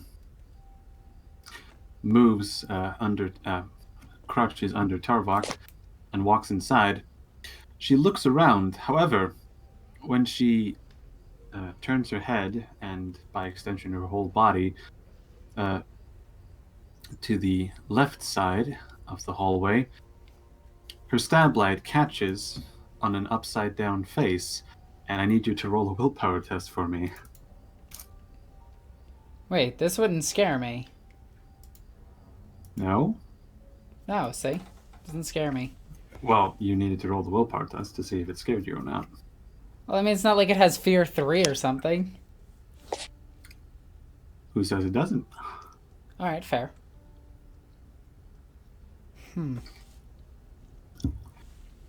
Rosalina stops in her tracks as she sees the frozen face of what must have been a crew rating hover in the air next to her face. I'm just gonna calmly push it away and just say, may the Emperor guide your soul.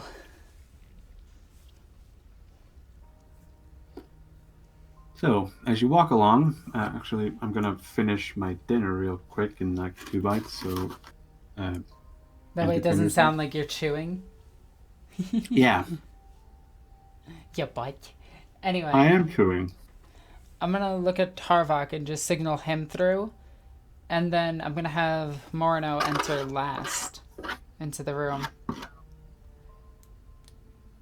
Volric, do you see anything? No. I'll roll aware. See if you spot anything. Whoa. Fun. Victor, we can hear everything you're doing, and it's so many scraping. Stop it. I'm sorry, I'm eating my lobster pizza. That's disgusting. What are you talking about? It tasted great. Ew. Anyway, Delicious TV static. Gross. Can you not be gross? Stop being gross. I'm not gonna do that. So, Volric, aside from all of the floating corpses, you note that there have been signs of commotion, as in conflict, happening around these. You note the various wounds that the men show, and strangely, some of them don't show any wounds, as though they dropped dead. Probably died when the atmosphere was going. And would we be able to get a general idea how long the fighting was? Let's see. From here, I honestly can't think of something that could indicate how long. A Medicaid test. On frozen bodies? Yeah. You do autopsies on frozen dogs. Fair enough. Can you roll on Albury for me? Okay, so she's gonna catch one of the bodies. And gets a plus 20, because superior chirurgeon. Wow, okay, she's actually really good at it.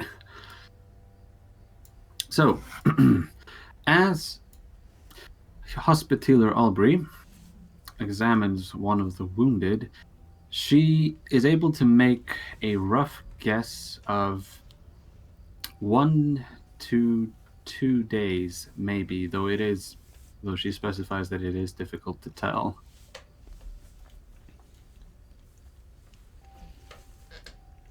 Tarvok, are you getting any signs of life at all?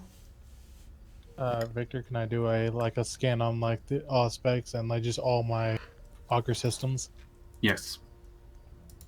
Full on awareness test for you. Which is a lot of pluses, I think. It's straight up a plus 60 Yeah. because of all the stuff I have stuffed into my stuff. Yes. You stuffed all your stuff with stuff. Yes, ma'am. As far as your aspects and all your internal augers are able to reach from where you're standing in this station, you have no signs of life. In fact, this station looks eerily dead. Can I check the aether scope? Yes, you can. Let's just use the same awareness roll because I'm pretty sure you can't fail that one either. Oh, wait, no, I can't because I Oh, wait. forgot. Oh, yeah. Wait. What did you forget to add?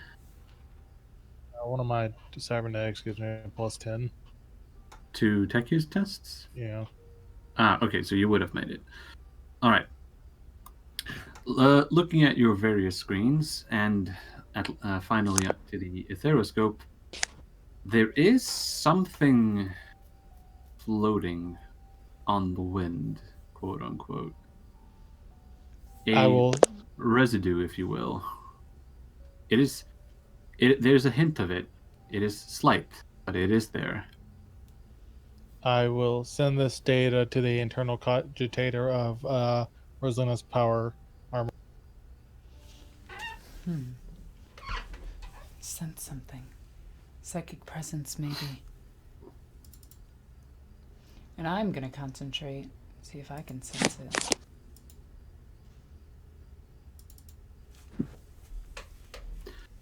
As Rosalina reaches out with her psychic sense, she is bombarded by the aftershock of the horrifying deaths that took place here. I need you to roll a willpower test with a +10. I am gonna re-roll that. Oh, there you go. Whew. I'm still gonna like hold my head for a second and just be like, so many. So many. You mean the bubble, the head, the see-through head of the void suit? I'm in power armor. Ah, right. On I'm your holding helmet, the then. helm. Right. Fair enough. You're not going, milady. There's. Do I actually see how some of them were killed?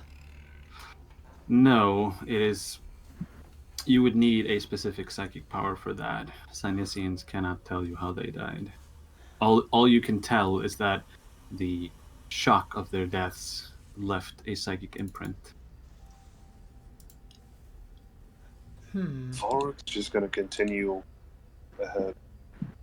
Indeed, moving along and poking floating frozen corpses aside with his halberd. You arrive at a, well, what can be best summarized as a traveling hub, which gives you information on how to get to different places. It has arrows pointing, is what I'm trying to get at. Not like a map, but it Yes. does. A map of the station. It says you are here. Okay. I would assume there's engineering deck, something like that. Yeah, we gotta head down towards the Macy's, but we're on the JC Penney side. Yeah. Level 3, women's lingerie. I need to make a stop at level 3. No. Anyway, continue. So, the map itself is powered down, but thankfully enough, someone seems to have scribbled on the map your current location. Well, that is considerate. Right, You can tell that you are on the 4th level of this listening post, and the control station sits right at the top in a control spire, studded with various scanners and dishes. So if the station itself is dead, then it's most likely that the rest of it is. And so that's useless. Where is the engineerium? He's just gonna be looking it over for the engineering. Yes, he is able to find it. It is located on level 6, near the bottom of the station. Hey, Victor, can I do something stupid? Yeah, you can. Can I go up to one of the corpses and use telepathic link to see the last thought in its mind? That would be difficult and very risky because you're using a power that normally belongs to divination. You can do it, just don't. I can't promise any good results. Okay.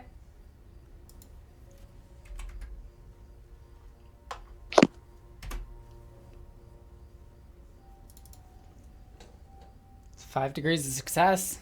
That is true. As you Oh yeah, and I'm also going up to one of the more gruesome corpses. Right. As you look closer and enter this dead man's mind, you get a quick, brief flash of a dark and hooded figure, its face concealed beneath the shadows. Do I see any type of, like, how he was killed? Well, you can look at the individual himself. Yeah, I will. Roll a Medicaid test for me. I'm gonna look down at this body and just study the wound and just signal over Aubrey. She moves over.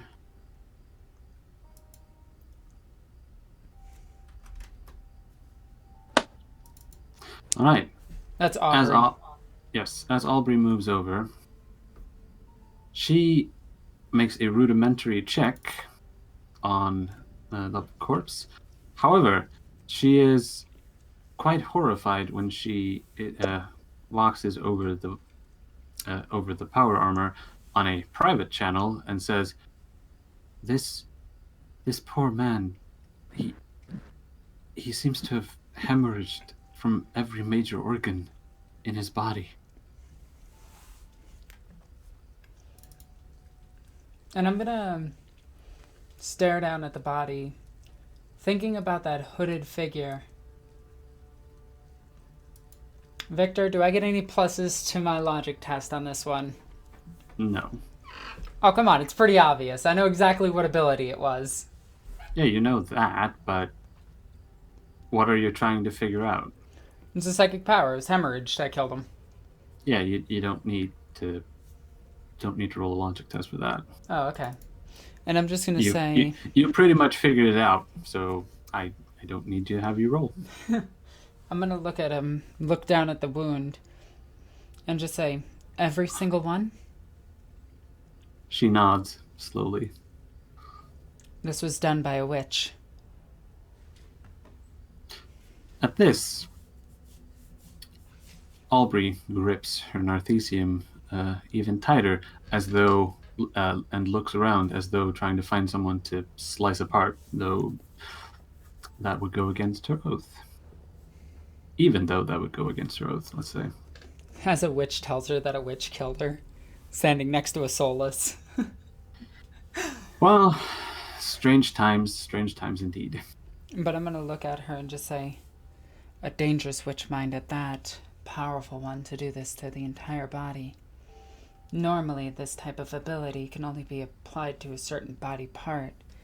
Yet you've noticed it, and I'm gonna peel back a piece of the meat and just reveal a bunch of the veins that are burst, and just be like, this hit all the parts of the body. This one is dangerous. Very dangerous. So, as the rest of the warband catches up with Rolric, who moved ahead, you find yourself standing at the table-like map of the station. It seems to have been etched into some kind of glassaic.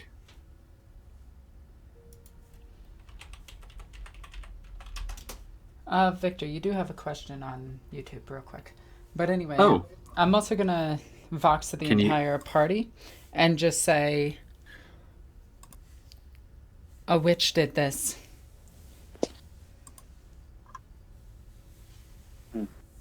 Duly noted. Which Huh. Tarok will look around. It was human, yes? As far as I can tell, hooded man roughly, I'd say 5'8", 5'9". Hard to tell. He was staring the man down in the eyes. His face was shrouded.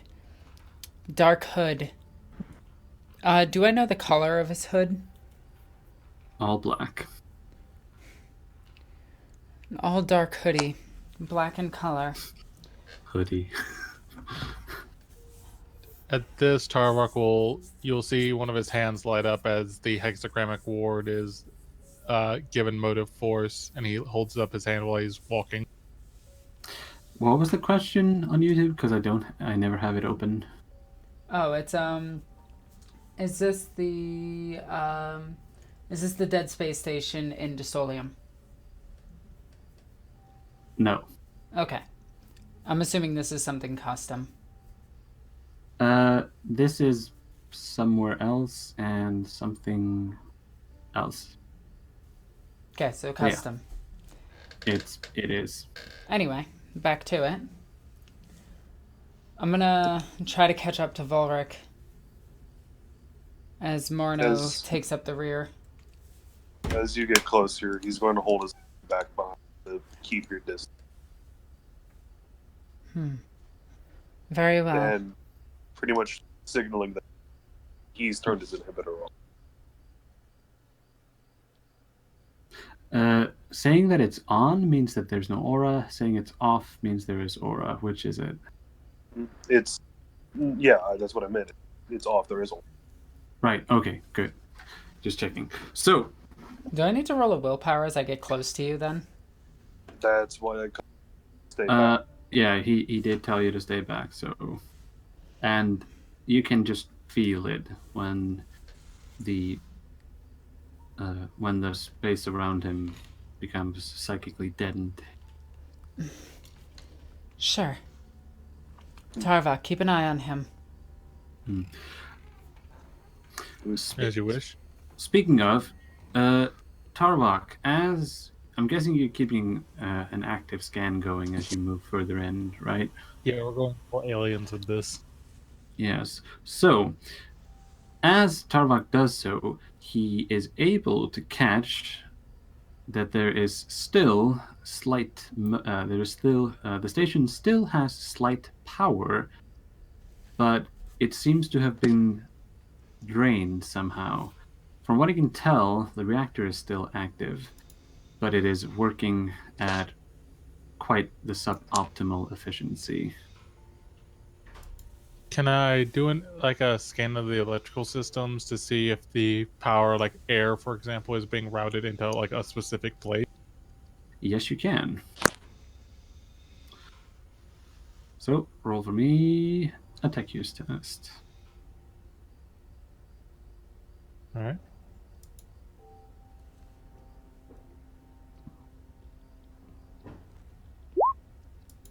Alrighty, you make it.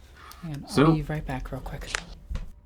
As Tarvox takes a second to analyze the station's life support systems, he is able to find that whatever little remaining power is coming from the reactor seems to be being directed to the command spire in this listening post, meaning what little power is left, what little air is left, and possibly gravity, though it is difficult to tell when you're not there. Tarvok will kind of look to the party. What remain? All power and oxygen that remains on the station has been relegated to the command spire. If I was a betting man, I would believe this is where our perpetrator resides. More than likely. Should we go and restore power, or would that be... Nah, Tarvok, roll for me a logic with a -10.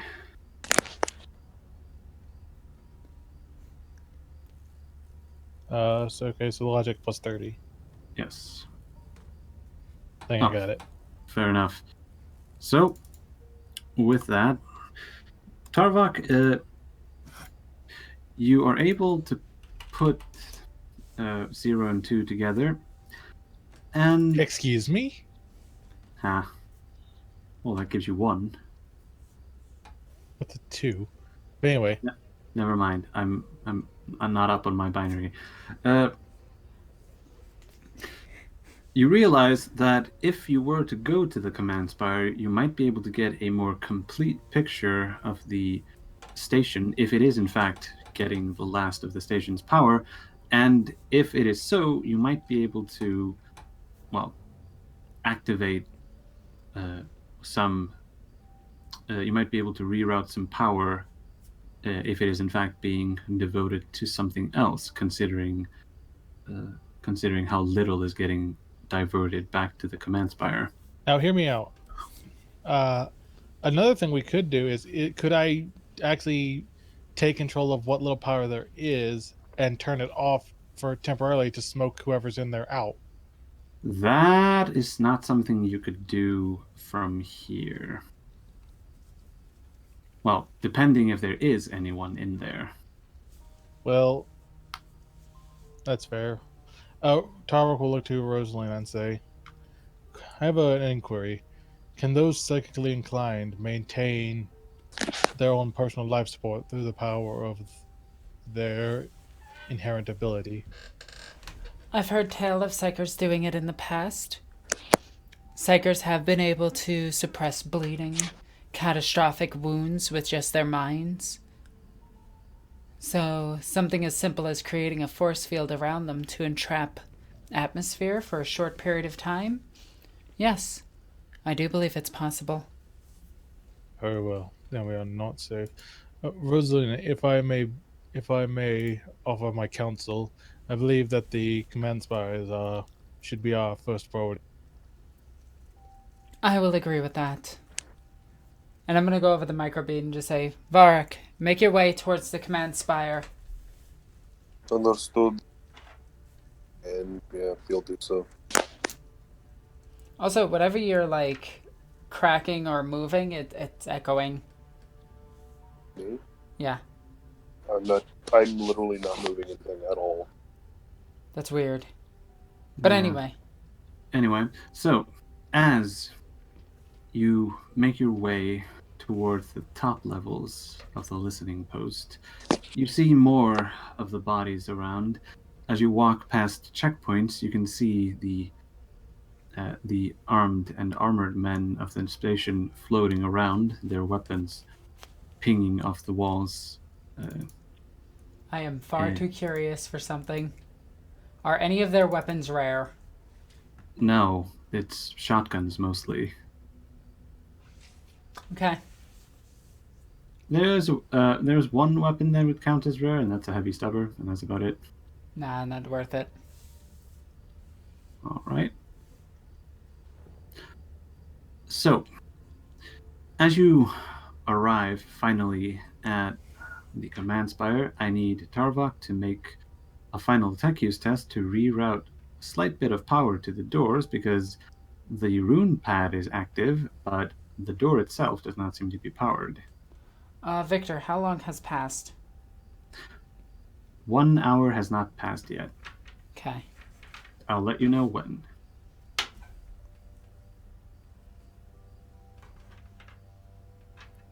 Knight? Hello? I hear you, Victor. No, I'm talking. I was wondering if Knight left. No, I'm here. It's all right. very staticky. Oh, one tech use test, please, to reroute power to the door. Rosalina puts her hand on it. Doesn't seem to be working. It's tech use or toughness? Tech use, because the rune pad is powered, but the door itself is not. It takes just a bit of finagling. That's a lot of finagling. Door has been finagled, and slowly the door creaks to the side, and you can see a horrific scene within. I'm only going to need Volric to roll a +20 willpower test here, considering he's the only one here who's not insane. I feel Hold on, insane. do I every also have single Risk time. Fear? It is a fear test, but Also, it's such like- an easy fear test. It's also like plus gold, Plus what? Sorry. plus 40. Oh, this is. Wait, plus 40 for what? Said it was 20 plus plus yeah plus it's one of the bulwark faith. It's not bulwark. It's either I'm sorry, you are cutting out so much that I can barely hear you. one. I don't know what is causing this. Oh, it's simple. Nooble has a bad connection. Hmm. Damn.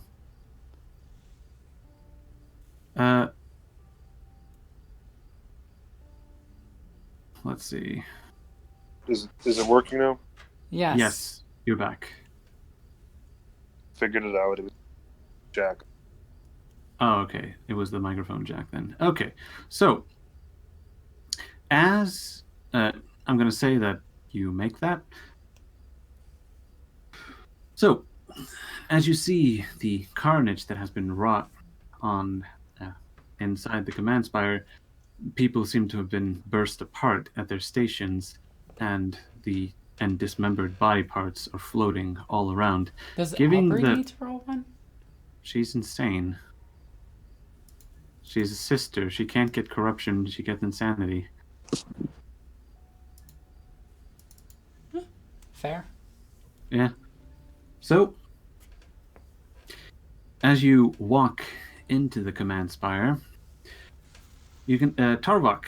This is going to be your domain, and Okay. if you wish, you may roll a -20 tech use test to get a quote unquote feeling for how everything works. Yeah, well done. You are able to tell that with a quick analysis of the situation, you can tell that while some of the oxygen, barely enough, is being pumped into here, the life support systems seem to have been put down to the absolute essentials. However, you do find that as you look around, you can see that there are pict recorders set about in this place. And considering that they may have been the last ones to lose power, you might be able to dredge up the data spool that they were connected to. All right. Before we do that, you want to check those awareness and significance tests. Yes. With Rosalina's awareness, she can tell that whatever happened in here must have been, well, horrifically powerful. And her Sanisians, yeah, psychic powers were used in here. And I'm just gonna say into my, say to myself, damned witch minds. Even though I know it's hypocritical. Yeah. So, Tarvok, do you wish to attempt Check the Brabus pool. So this is going to require a tech use test against your agility to take the data spool out without damaging the sides. You're playing Operation, basically. Oh, God. Yes. Yes. Anyway. Whew. That could have been worse. So, very carefully, repeating, very carefully, Tarwok takes one of his arms and opens up one of the sides of the cogitator one of the cogitators, and with a steady hand is able to slowly but surely retrieve the data spool that holds the latest pick capture from the command spire. Right, and I'm going to pop it into my Eternal Systems and take a look at it. Alrighty. Are you going to... I think I hand-waved a hololith projector into one of your arms, just cause. Fair enough. Now I may want. I'm going to view it myself first before displaying it because I don't want anyone to see anything that might. I want to scan it to make sure there's not something that might, make the. Actually, no. Everyone here, the Sisters Battle are steady enough. Never mind. So yeah, I will do it on the hololithic display. All right, projecting the hololith on the on one of the walls of the command spire. You see a grainy pick capture of an above view of the command spire, and everything looks like business as usual. People move about, servitors chatter in their thrones, and you can see the doors that you walked through open by themselves, which by itself is not unusual. However, when a black-robed and hooded figure almost floats into the command spire itself, what is off about this creature is that the pick capture goes grainy around it as though it's having a hard time picking him up. But what makes it even more unusual is that nobody seems to pay this floating apparition any mind. And with you see the creature lift one of its arms up, and you can see a pale, bony hand emerge from one of the robes, and with a flick of its wrist, you can see what can only be described as lightning emanating from his fingertips as they jolt out into everyone around, and with a sudden gasp and shock, the whole command spire falls dead, some even bursting. Oh god, it's Nagash. And he will, as he kind of collects its light, he'll say, "Well, this means either one of two things: either the great enemy." Hold that thought. Holding it. I need you to roll a willpower test with a -10. This is an insanity test, not fear. So it's a what? So is everyone or just me? Oh wait, it's just you because you're the only one watching it. Actually, you know what? No, don't do that yet, because Okay, you haven't. I'm holding my thought. I'm waiting on this. What next? Okay, good. You haven't actually finished watching everything, so the test will come later because this is not the spooky bit. So, were you going to comment on it before continuing to view it? In binary, as he's looking at it, he'll say something about, well, either the great enemy has made its way on this station, or it's haunted. One of the two. Listening post haunted. Oh no! And he'll cock his gun. Listening post haunted. However, it is not the black-robed apparition that sends a chill down your bionic spine.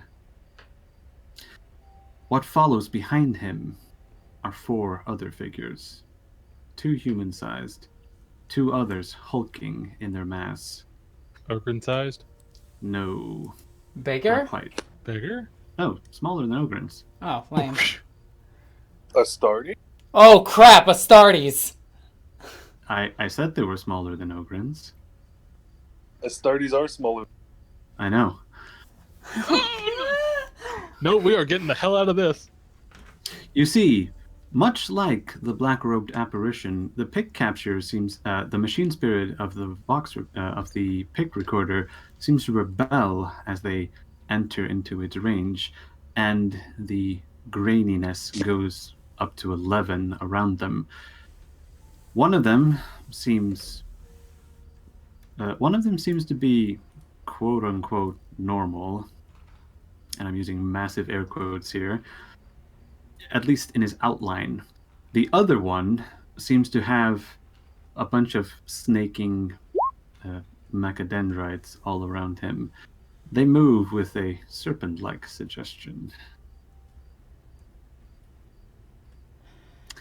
The other two humans, on the other hand, they seem less intimidating than the apparition. Now, Tarvok watched that alone, right? Yes. And now I need Tarvok to roll a willpower test with a -10 upon this horrifying realization. Oh, Would you like to fate Nope. point that? I ain't got none.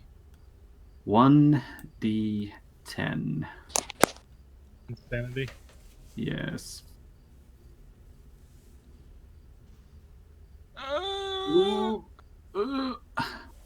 How much does that do to him? I'm at 60. Oh, we need to roll for your... I just wanted to roll that. Don't worry about it. We need to roll for a mental trauma later, once the session is over, and we will finish it now. And actually, no. But I want Wait, to hold on. keep going. Well, I need to actually wrap it up. But can I have one thing Yes, you can have one thing for your insanity. for my? As he views this, he straightens up and slowly turns to Rosalina and the party and says, "Death and destruction have come for us." And then the screen goes. Tarvok shuts off. Well, I mean, it is a boss fight, so it would make sense. It's going off forever. Oh no! Anyway, guys, I want to thank you all for joining us for another episode of Queen's Court.